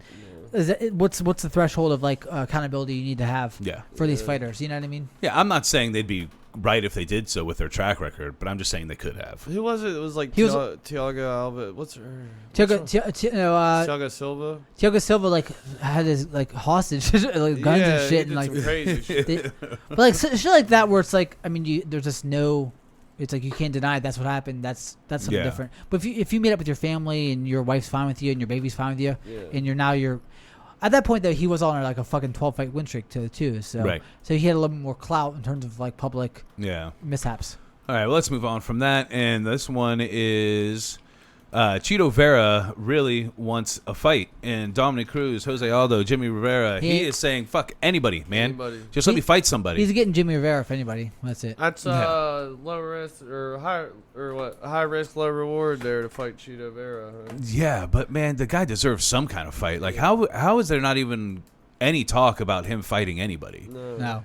The guy is on a crazy win streak. Yeah, bantamweight. Yeah, because he lost at 145. Right. And he needs to parlay that shit with Sean O'Malley. And he's got to ride that momentum. And they should have rode that momentum right off the bat. And nobody's even talking about him fighting anybody. But I feel like Dominic Cruz and Jose Aldo is a little bit out of his league right now. I mean, maybe not even Dominic Cruz. I don't know how good Dominic Cruz is anymore, but he's a name still. Right. Jimmy Rivera has been fucking gatekeeper forever, and I feel like that's a good fight. And Jimmy Rivera's, it's all about leverage. He has no leverage to nothing. Jimmy Rivera should fight whoever puts the name on the contract. Well, and I don't think he's saying that he wouldn't. I think he's saying that's who I'd like to fight, but give me a fucking fight. He's saying I want to fight before in 2020. Yeah. And he just threw some names out there, I think. I like dudes who fight a lot. I love that. That's literally the most endearing thing you could be in terms of fighter, in my opinion. And honestly, besides Donald Cerrone, who every year was fighting 4 or 5 times a year, it seems like a lot of people, that's really how they get their path to the championship, is by fighting a lot. Yeah, and it depends on the division too, because some divisions move a little bit more quickly than other ones. But you think of somebody like Kevin Holland, who's made his name on these fight night cards in Abu Dhabi and shit like that. Now everybody's willing to watch him fight anytime he comes up. Yeah, and now it's I know who Kevin Holland is because he's been fighting every 2 months. Right. Yeah. And I didn't know. I wouldn't even know that. Had he fought once, I would forgot him. Chimaev too. He just keeps popping back up. If Chimaev has had his performances spaced apart 7 months, I wouldn't have noticed it as well. As he does now. Yeah. So it's if you just fight every 2-3 months, and like I like short notice fights, I like fights thrown together the last minute because I feel like it's a lot more indicative of somebody's skill set and like overtraining and all these other factors that used to factor into these fights aren't there anymore. Honestly, even look at how Conor McGregor rose to the star he did because he took every fight and he fought all the time. Even when he was supposed to fight Jose Aldo for the championship and Jose Aldo fell out. It's in the documentary Notorious. You see it. Yeah. Dana White announces to him like, "Hey, Jose Aldo's out," and the first words out of Conor McGregor's mouth was, "Okay, who am I fighting?" Yeah. You know what I mean? And you want to talk about high risk, low reward. That's it. You know what I mean? That's as high risk and low reward as it gets. Yeah, but he was like, I gotta wait on let's my fight. title shot. It was like I gotta fight. Yeah. But then you have like in the universe someone like Tyron Woodley who like waited a year for his title shot against Lawler after he beat Kelvin, and it's just like, I don't know, dude. It's just like shit like that because you don't have enough data to gauge somebody. Like it's like why we can't even look at these rankings sometimes and gauge where someone's at. Like someone like Cruz, I can't gauge if he's top 20 or top 5. Yeah. Well, and even from in my mind, granted, I'm not a fighter, and so I really have no ground to stand on. But in my mind, I don't want to do those weights. Like I want to fight because that's how I stay on top of my game. And that's how you fucking make money, dude. Right? It's literally how you get paid. Yeah. You got a window there, buddy, and you're not gonna be an athletic specimen for 20 years. You gotta if you have a 7-year window where you're in your prime to after prime to pre-prime, and there's that window there where you can succeed and make a run. You got to fight often, and I think the game is changing now. And this year has been showing that like you need to fight often. Or you're going to get passed up because I think probably the perfect example of this is Gilbert Burns.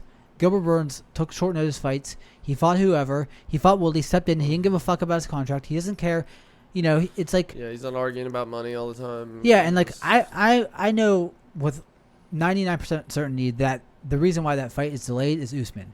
And nothing against Usman, he's a champion. He has a little bit of pull there. Yeah. But like I know Gilbert Burns isn't like let me fight in January. He was fucking probably ready to fight in November. Yeah. October. Yeah. And that's just like where his mindset's at in terms of being a champion. Either you want to be a champion or you want and like you have to realize your position is going to wash out if you lose to anybody. It's just like you got to fight everybody eventually. Yeah. All right. Next bit of news is actually going to be. Conor McGregor says he's accepted Dustin Poirier offer, but fight must happen in 2020. I think he wouldn't take the fight if it happened January 20th. I think he probably would too. I think what this shows, first of all, Conor McGregor forced the UFC into talking about this fight because he made it public. Well, not just because he made it public, but he said, "Fuck." He's messaged him on Twitter or whatever. Let's do it for charity. Let's do it for charity. Fuck the UFC. The UFC will have nothing to do with it. We'll donate all the proceeds to your charity.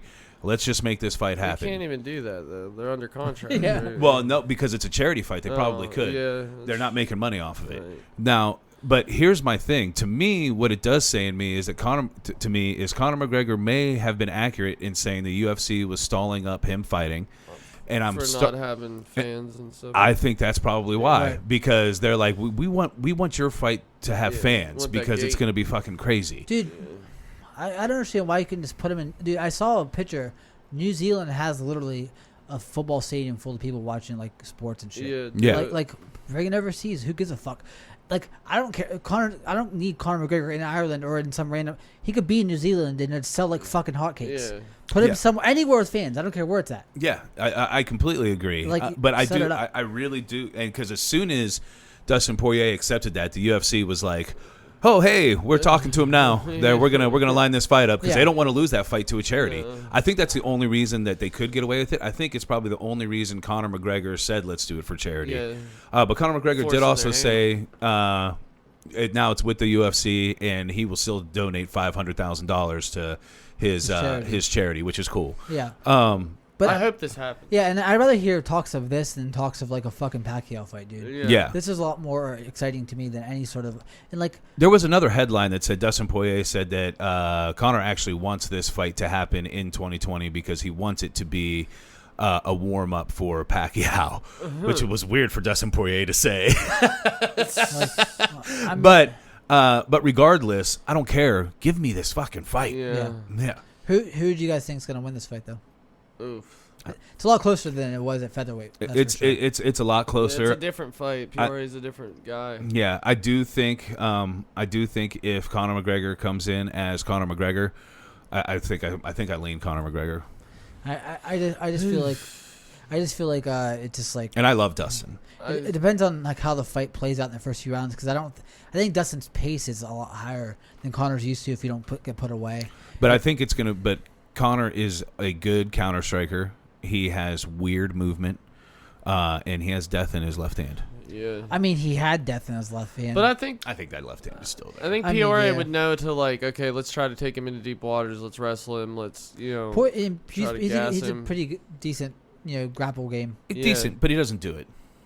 No, but like I don't know, Conor's power is weird because it's hard to tell.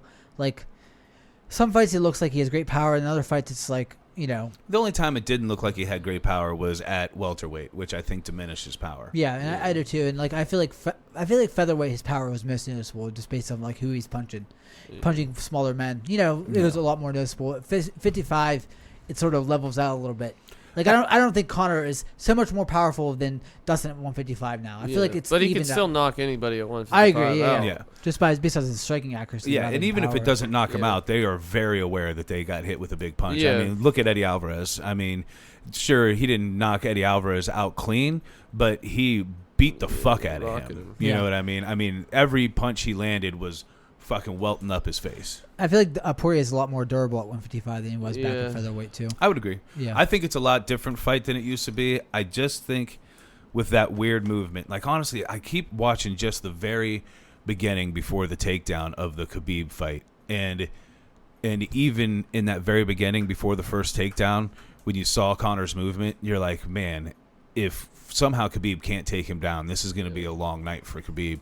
Yeah. And the few times, I think he touched him once or twice before, and it's why Khabib ended up going for a very long distance takedown because he didn't like that feeling. And it wasn't even like his biggest power punch. That's in my opinion, but I keep watching that part over and over again because I kind of forgot. And every time I watch, I'm like, God, man, he actually was ready for that fight. He just doesn't have that ground game. That's why I feel like every time he loses, it's like that's not the best Conor. It's not a focused Conor. And it's like, dude, why would you not be focused for fighting Khabib? I think he was focused. Yeah, it's like I heard shit after the fight too, and it was just like, dude. I mean, sometimes there just is what it is. I think he was absolutely focused. I think he was ready. I thought that even the first time they fought because his movement was there.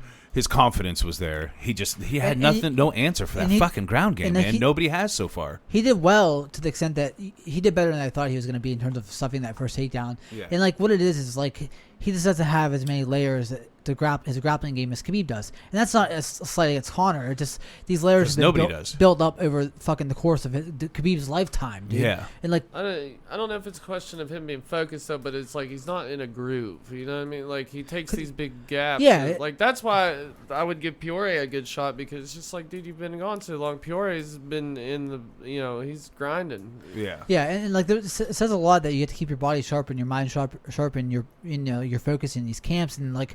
You can't fucking just do what you want for 9 months and go into a fight camp and then do what you want again for a year and go into a fight camp. It's just like there's a reason why they itch to fight. I will say one thing. I can't say from anything I see from Conor's social media or anything like that he's that he's not training because he's in great shape still. Yeah. I mean, he never has a shirt on. Yeah. He's in great shape. If anything, he's a little too big. Yeah, you know what I mean. And like it's a balance of whether or not it's like all that muscle. It's like I don't know if your cardio is not the best one in the division for cardio. Yeah, you don't want to put on more muscle if you're Conor. I feel like the 145-pound weight cut he used to do mentally got him in that fucking killer zone. Yeah, and I feel like literally some people. I think some fighters need the cut and make that sacrifice to get their mind where they need to be. And like some people do worse. Because there's no room for fucking around there. Yeah, and like you have to just be on your, you have to be like on a fucking scientific level. But we really can't say anything too much about Conor cutting down to lightweight because, I mean, he beat the shit out of Eddie Alvarez and then lost to Khabib. So, I mean, Yeah, which, I mean, to say like But he's been avoiding that cut. You know what I mean? Like, yeah, he's fought at 170 more than he should. Yeah, like way more than he should. Yeah, and like 170 is a bad division for you. I really wish he would have stayed at 145 for a while. I feel like it was inevitable to go up. But Yeah. I think it was inevitable to go up, but I think he could have handled 2 more fights at Yeah, that it would weight have been class. nice to see him like defend that title a against time or two. Edgar. Yeah. Or even, like I would have liked to see in the rematch against Aldo.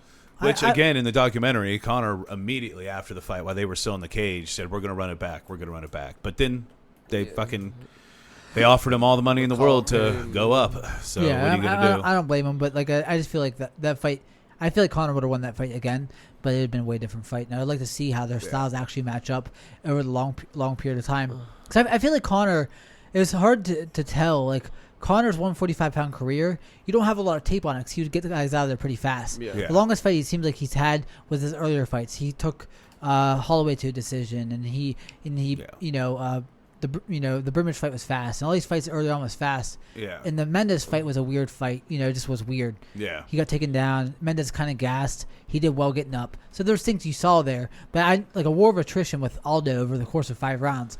I would like to see that. You know, like it was interesting. See if all those leg kicks would have played a part. It seems like it's hard for people to hit leg kicks on Conor though because of his movement, because he switches stances a lot. Yeah, but I'd like to see how his gassing would have held up in a 5-round, 145-pound striking fight. It was this question marks you had for him that didn't get answered before he moved up. But yeah. So. Yeah, I hope to see this fight happen. A little side about football. Did you watch Bill Belichick's interview after the game the other day? No. So he's in this torn up, shitty, raggedy hoodie. As he always is. Yeah, but this one's mangled. It's funny. And they was asked about, because they're playing the Raiders or something next, and he's asked about the Raiders. And he goes on he just answers this question, and he talks for 4 minutes, and he literally named every player on the Raiders. And he was being nice and complimentary of them, but I was like, dude, he's secretly just telling them that I know every player you have. I know what they do good. Yeah. He literally named the entire Raiders roster and their coaches, and just casually talking about him. And I'm like, dude, he's putting fear into these guys right now, just casually. He literally just named your whole team. Do other coaches know the entire other team? He's a genius, man. He's the best. He's the best coach. He's amazing. I think he's the best coach of all time. Yeah. Anyway, so moving on to the next fight is UFC Fight Night 180, Ortega versus Korean Zombie. What's that? Kind of low on names there. Yeah. These names are What? I like this. Can't wait to see Modestus Bukaki. Yeah, but that's Jimmy Crute. But that's the third fight down. Yeah. You know, main I event mean- and Andrade is cool. And the Cyril Gain, I like to Cyril see what Gain he's going to fight. do. Yeah, I'm really. The 'cause top 3 are good I haven't fights. really seen Cyril Gain fight, so I'm excited to watch that. Thomas Almeida. Those are good. It's good. Yeah, Thomas Almeida's coming back after fucking. It's crazy. Thomas Almeida, he has a good record. 21-3 is a great record. Yeah, great. it's a great record. I think he's probably only 30, so he can make a run if he. I think the last person he lost to was Rob Font maybe, Yeah. or Jimmy Rivera or something like that. The main fight I want to talk about on here, obviously, though, is Brian Ortega versus Chan Sung Jung. Kyle, you asked earlier whether any of us thought Brian Ortega had a chance. I mean, I feel like he has a chance. he has a chance because he throws crazy submissions out of nowhere. It's how he even got to where he's at. So there's a chance. But Jung is a good jiu-jitsu practitioner, great maybe, striker, too. and a great striker. So It's a bad matchup. I feel feel like- like Ortega's going to get his face I beat feel up like again. people are easily writing Ortega off. No, I think I love Zombie, and I think he's gonna win. But it seems like nobody's even giving Ortega a shot at this. I'm like, Well, it just styles him. fight. And 2 years off too. yeah, that's 2 the years thing. off. And his ass whipping he got 2 years ago. Yeah. And he won a lot of his fights with flash submissions. Yeah. You know what I mean? So I feel like a better matchup for the top 5 for Ortega would have been Zabit, who gasses out after round 3. Yeah. Because I feel like that would have been the perfect sort of fight. and a grappler. Yeah, and somebody who would give him more opportunities to grapple and to mix up takedowns. Yeah. And Zabit striking is good, but it's not so good he's gonna fucking batter him up. Yeah. For 2 rounds before he gasses. Yeah. So I feel like Chan Sung Jung is sort of a bad matchup for his style. Well, I don't think he's got the precision that Holloway is, where he's gonna sit and pick him apart like that. But Yeah. he's got power that Holloway doesn't have. Correct. And if he can even slightly do what Holloway did, then he should be able to knock Ortega out. Yeah. And Ortega, it's I don't know what another loss is gonna do to his confidence, because losing the champion like he did, I'm not gonna speak to somebody's mental state in terms of their fight career. That's not my place to say that, but if you lose again, after you come back after 2 years, and it's like, what's your future look like in your mind? Where's your career heading? And it's like, that's any question. If you Why lose. did it take him 2 years to come back to begin with? Yeah, that's what was fucked. going on? Yeah, probably the same question marks, and just because nobody in that fucking weight class is fighting. Right. Yeah, and like, I don't know. I feel like he could have picked a better matchup to come back to. Yeah. I mean, like, it's just like, I don't want softball fights, and like you're higher up there in ranking, but like, if you take a step back and fought number 6. Yeah. I would have been okay with it Nobody based on that beating and based on the layoff. Watch, we'll see. He's been out for 2 years because he's really been working on his striking. Oh, Yeah. Watch him come out looking like fucking like the best striker in the division somehow. Right. I mean, I hope, because like he's not old. No, I think he's a he's young like kid. 29. I mean, 20. we watched Zombie have a 2-year layoff. Come Not out like- because he wanted to, and then he came back on Yeah. fire. Yeah. But, he's probably still training over there because that was a military thing. Yeah. So, and then I don't know who this dude is, Ante Delilja, and then Cyril Gane. I'm excited to watch Cyril Gane fight. Yeah. I think Cyril Gane has a big potential in that weight class. Yeah, he's one of the better prospects at heavyweight. He's fucking And you said Andrade is the Dog. underdog in that fight, huh? That's kind of crazy that can't believe Andrade. Yeah, that's kind of crazy. I just feel like that Andrade has shown like ways of fucking demolishing chicks that Yeah. Chukagian could or could not avoid, but that factor, like, I think that's a bettor's dream. yeah, any demolition there is going to be Andrade's. I think Chukagian can maybe outpoint her and decision her, Right. but like if you're that firepower and her not making that weight cut down too, she might be even more strong. Yeah, I agree. Wait, it's up a weight? Oh, yeah, it's at 125. It's at 125 now instead of 115. Okay. So that's probably why the lines Yeah, are that's different. probably Here, go down the card a little bit, Dave. I want to see what else is on there, just to see. Yeah, Almeida's making a comeback after like 2 years.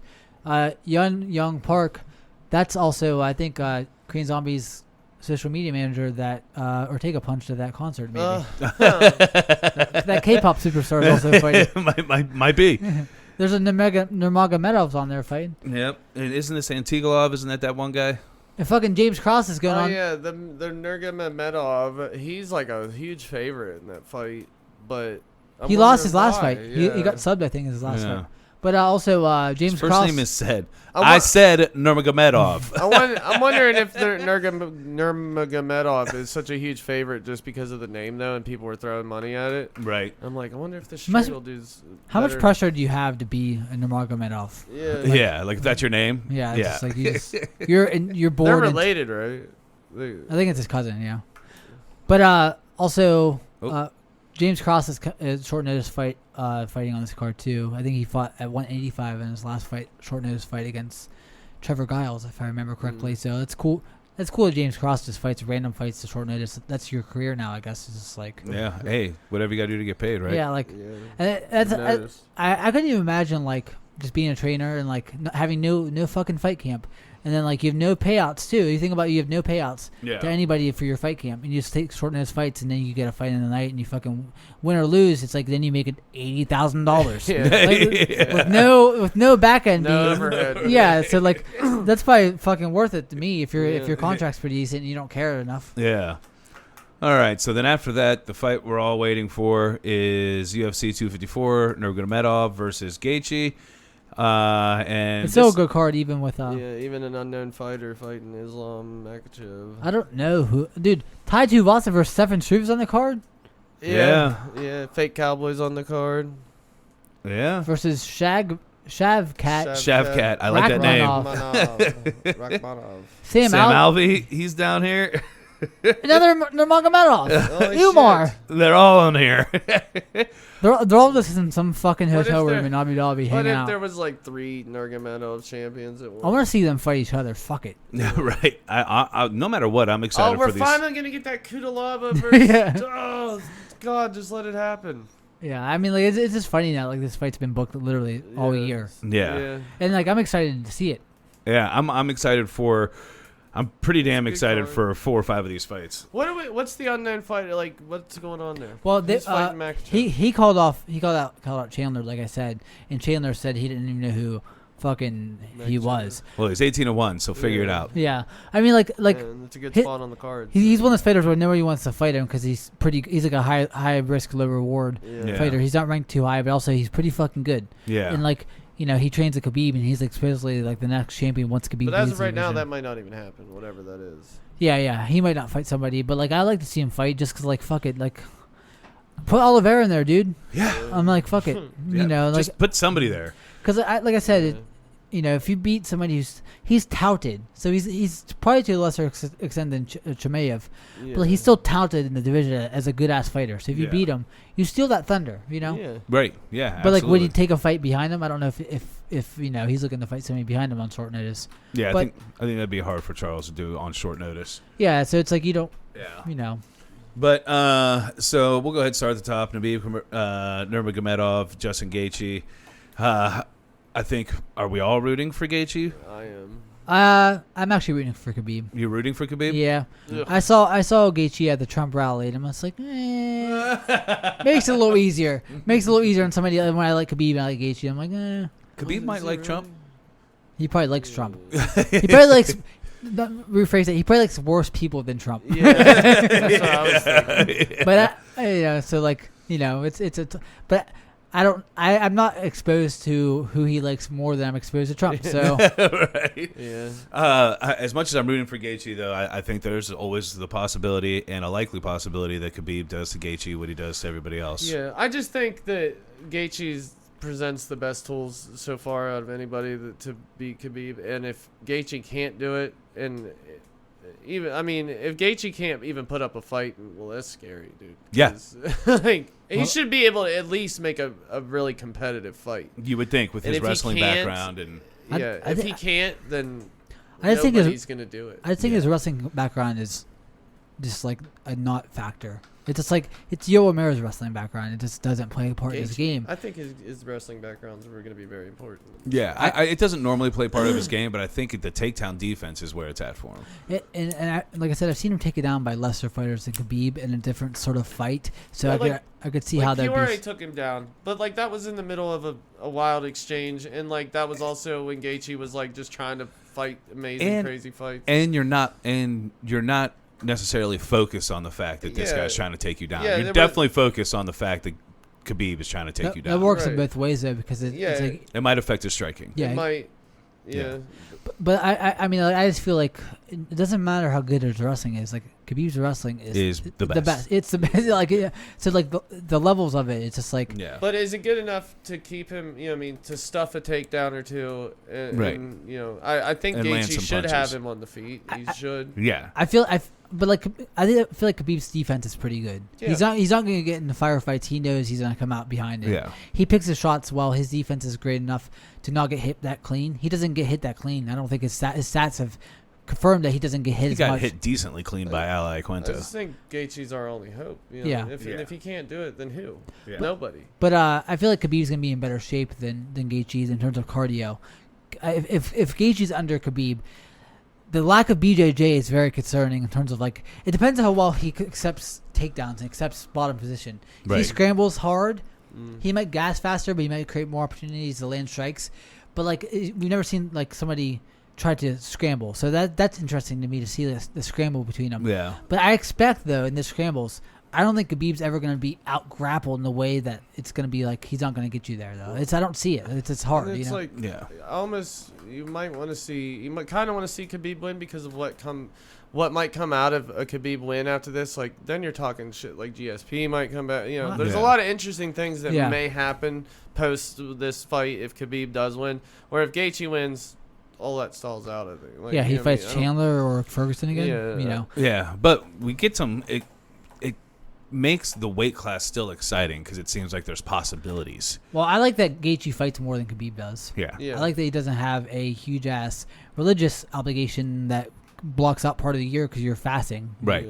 Like, But I don't. That's You just don't get annoying. GSP to come back for Gaethje. Like I don't know if that's gonna happen for sure. I fucking anyway. don't care about GSP coming back. I hate that. I hate that he floats around in conversations about Yeah. coming back, dude. Either Yeah. commit to coming back and fighting whoever and fucking fight somebody. I don't want to. Like it's just like the idea of Khabib fighting GSP next year, probably next fucking September. Yeah. It's Right. just like, oh my god, that's Another year. Yeah. yeah. And like I just hate shit like that because it just seems very sidetracked. Yeah.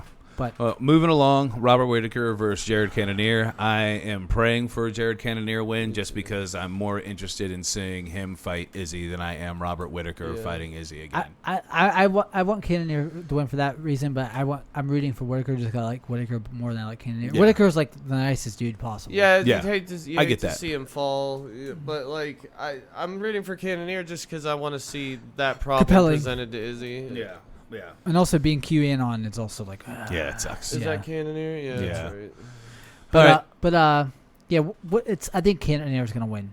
Yeah, I think his striking and power is going to play a huge role. And Walt Harris versus Volkov, I feel like Volkov's gonna fucking pick him Should. apart. I think he should too. It's Based on unfortunate. Walt's I'd last like to see performance. Walt Harris, but Walt Harris did look really out of shape in his last performance. Hopefully he comes in better shape Yeah. cardio wise. He could blast Volkov out real fast, but also I wouldn't. Volkov's pretty crafty, and he knows how to not be too involved in a firefight like that. Yeah. Volkov. I mean, he's a good technical striker. And then obviously the Kudabella Ankalov fight. Ankalov's gonna beat him, I think. Yeah. Kudalaba was getting torn Yeah, the the fuck last up. time it was the worst stoppage in UFC history when they fought. Yeah. So they're just getting the rematch. All right. So then after that we have Uriah Hall versus Oh, yeah, Anderson that's Silva. Halloween, Yeah. It's a sad fight for Kyle. His last Silva fight. huh? Well, It I'm is. It is sad. I mean, I'm not joking. It's sad. and I'm a massive fan of Silva as well. I'm excited for the fight though.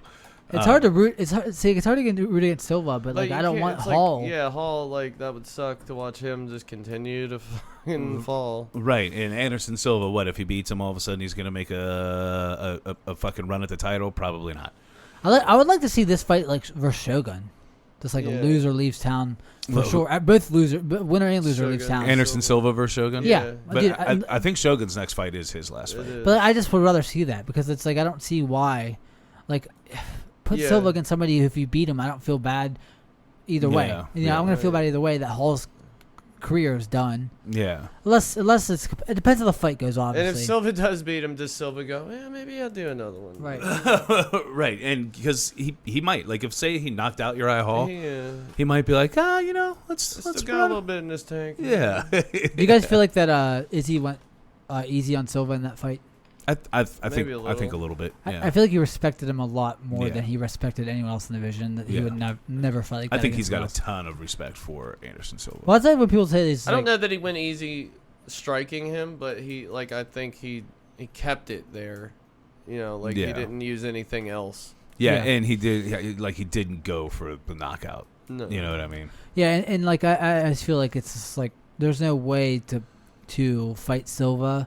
Because like looking at Izzy, that was probably his favorite fighter. I mean, Yeah. like Right. yeah, young black boy, seriously growing up and watching MMA and Modeled his striking. whole game after him. Yeah. Yeah, and like I feel like it's like that respect is not going to be there for anyone else. So, Yeah. like that's the only fight you're going to get out of Izzy in that regard. Maybe the Romero fight's a different fight in terms of how it played out, but Then you have Greg Hardy versus Maurice Green. I think that's probably going to be That's a for knockout Cody. for Greg He yeah, like the crochet boss or whatever his fucking Yeah, nickname is. stupid fucking name. Didn't look that great against. I think he beat.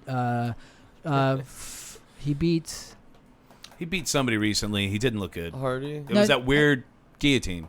He beat fucking Jean Volante, who went up in weight, looked kind of slow and out of shape. And there was some weird submission. It was like a fucking like a shoulder press against Like his a- like neck or it something. was like a dumb. weird hug. Yeah. Yeah. And Jocko, I don't know who Jocko's fighting, but I think he didn't look that great against. I think he last fought Eric Anders, and he didn't look that great. So Bryce Yeah. Mitchell. That's a good ass kid, fight. right? He looks like a little kid. Is No, that's the him? one who like ripped his No, nutsack in half and okay. grapple fucked that guy and just like great jiu-jitsu. Yeah. But that's gonna be a good fight. And Bobby Green fighting Bobby Shogun. Green. Bobby Yep. Green, Thiago yeah. Moses. So, I like watching Bobby Green fight. And Justin, I hope Dustin Jacoby beats Justin Ledet because I know Justin Ledet is a flat earther. So yes, we Yeah. down with all flat earthers. Yeah, I need. If I find out you're a conspiracy theorist of any way to any certain like you post the shit about it. Yeah. Unless it's like, hey, I don't think that's actually what happened to John F. Kennedy, then I can maybe Yeah, get maybe. on board. If it's based off of misinformation in the past that we can't access as well as we can now, Right. then yeah. Yeah. But if it's like now conspiracy theories that are dumb, then please lose. Yeah. In every facet of life. All right, so then we got the last card we're going to talk about: Thiago Santos versus Glover Teixeira. Come on, Thiago Santos. I mean, I love Glover Teixeira too. I really see a lot of potential. I thought in maybe Thiago this Santos. fight wasn't even gonna happen. Like, if Glover wins, I'm not gonna be that sad. I'm not gonna be like, oh fuck, you know, it's only no. But it's just like for the division's sake. Yeah, I just think Thiago Santos is the man in that division. Yeah. He has also said something about fighting Izzy as well, which he obviously came from middleweight. So yeah, but go get that title first, and then get the title, and then fight each other with the belts. Yeah. Like actually with the belts. Be holding them. Yeah. That'd be badass. Wearing them around your waist while you fight. Right. Fucking knock yourself down on a takedown. Someone shoot the takedown and smash the right on your belt. Yeah. Oh man. Ian Heinisch. I don't really like Ian Heinisch. I feel like he's really boring. Yeah. I don't really care about that fight. And Diego Fierro versus Drew Dober. That's a fucking good ass fight. Yeah. Well, Andre Larson. We've talked about Drew Dober on here multiple times. Yeah. I'm excited to finally see him fight again. I feel like it's been forever. He's like the biggest Chad. His jawline is like the most American like cut jaw. Like, you know what I mean? Like, he looks like a fucking like jock villain like face. Right. Which is cool. I mean, I'm not dissing him on it because it's like, you know, handsome guy or whatever. But like, he just has the most like superhero action figure like the 80s villain. Yeah, but like that's a good ass fight though. And actually props to Diego Ferreira for taking that fight because he's pretty highly ranked if I remember correctly. I think you're correct. And he beat Pettis last time and subbed him. Yeah. So like I feel like that's a pretty ballsy move to step back and fight. That's shows Drew Dober in his last couple fights has looked really, really fucking impressive. Right, and like, he's got a lot of power for that weight division. And he could have like, I'm not fighting somebody who's ranked number 12 or whatever Drew Dober is. So. And then Andre Arlovsky versus Tanner Bozer. I hope Bozer wins just for the division's sake, dude. I don't need. Yeah, let him move up. I feel like Arlovsky is just like turns away prospects. That's his and makes fights boring and like. Decisions, prospects. That's his last couple fights I didn't think were really all that boring. I mean, he's striking. He's not grappling. And if you can't get by Arlovsky, well, you ain't nobody anyway. Doing shit anyway. Yeah. As far as that, Trevin Giles, I don't care about. Bevan Lewis. It's like, just be Devin Lewis. Yeah. Bevan, come on, dude. There's a 6-6 women's fighter fighting at the bottom of the card versus a 10-8 fighter. This is like mid-November right now. I think it's early November. What is that? November 7th. So early-ish November. Yeah. But 6-6 Sarah Moraes versus 10-8 fighter. So when does Connor versus Peoria as far as in 2020? I mean, I think they're hoping for December. Yeah. All right. Yeah, I think that's the hope. That's all right. Well, I think we covered everything. All you guys got anything else? Man, I'm starving. You starving? Yeah. All right. Well, let's wrap it up. The MMA Fools. We love you guys. We'll see you next time. All right. Peace. Are we doing next week? I would say so. That's a pretty decent card. Yeah, it could probably be a smaller episode in comparison. Yeah. We just gotta go record. The week after that would be.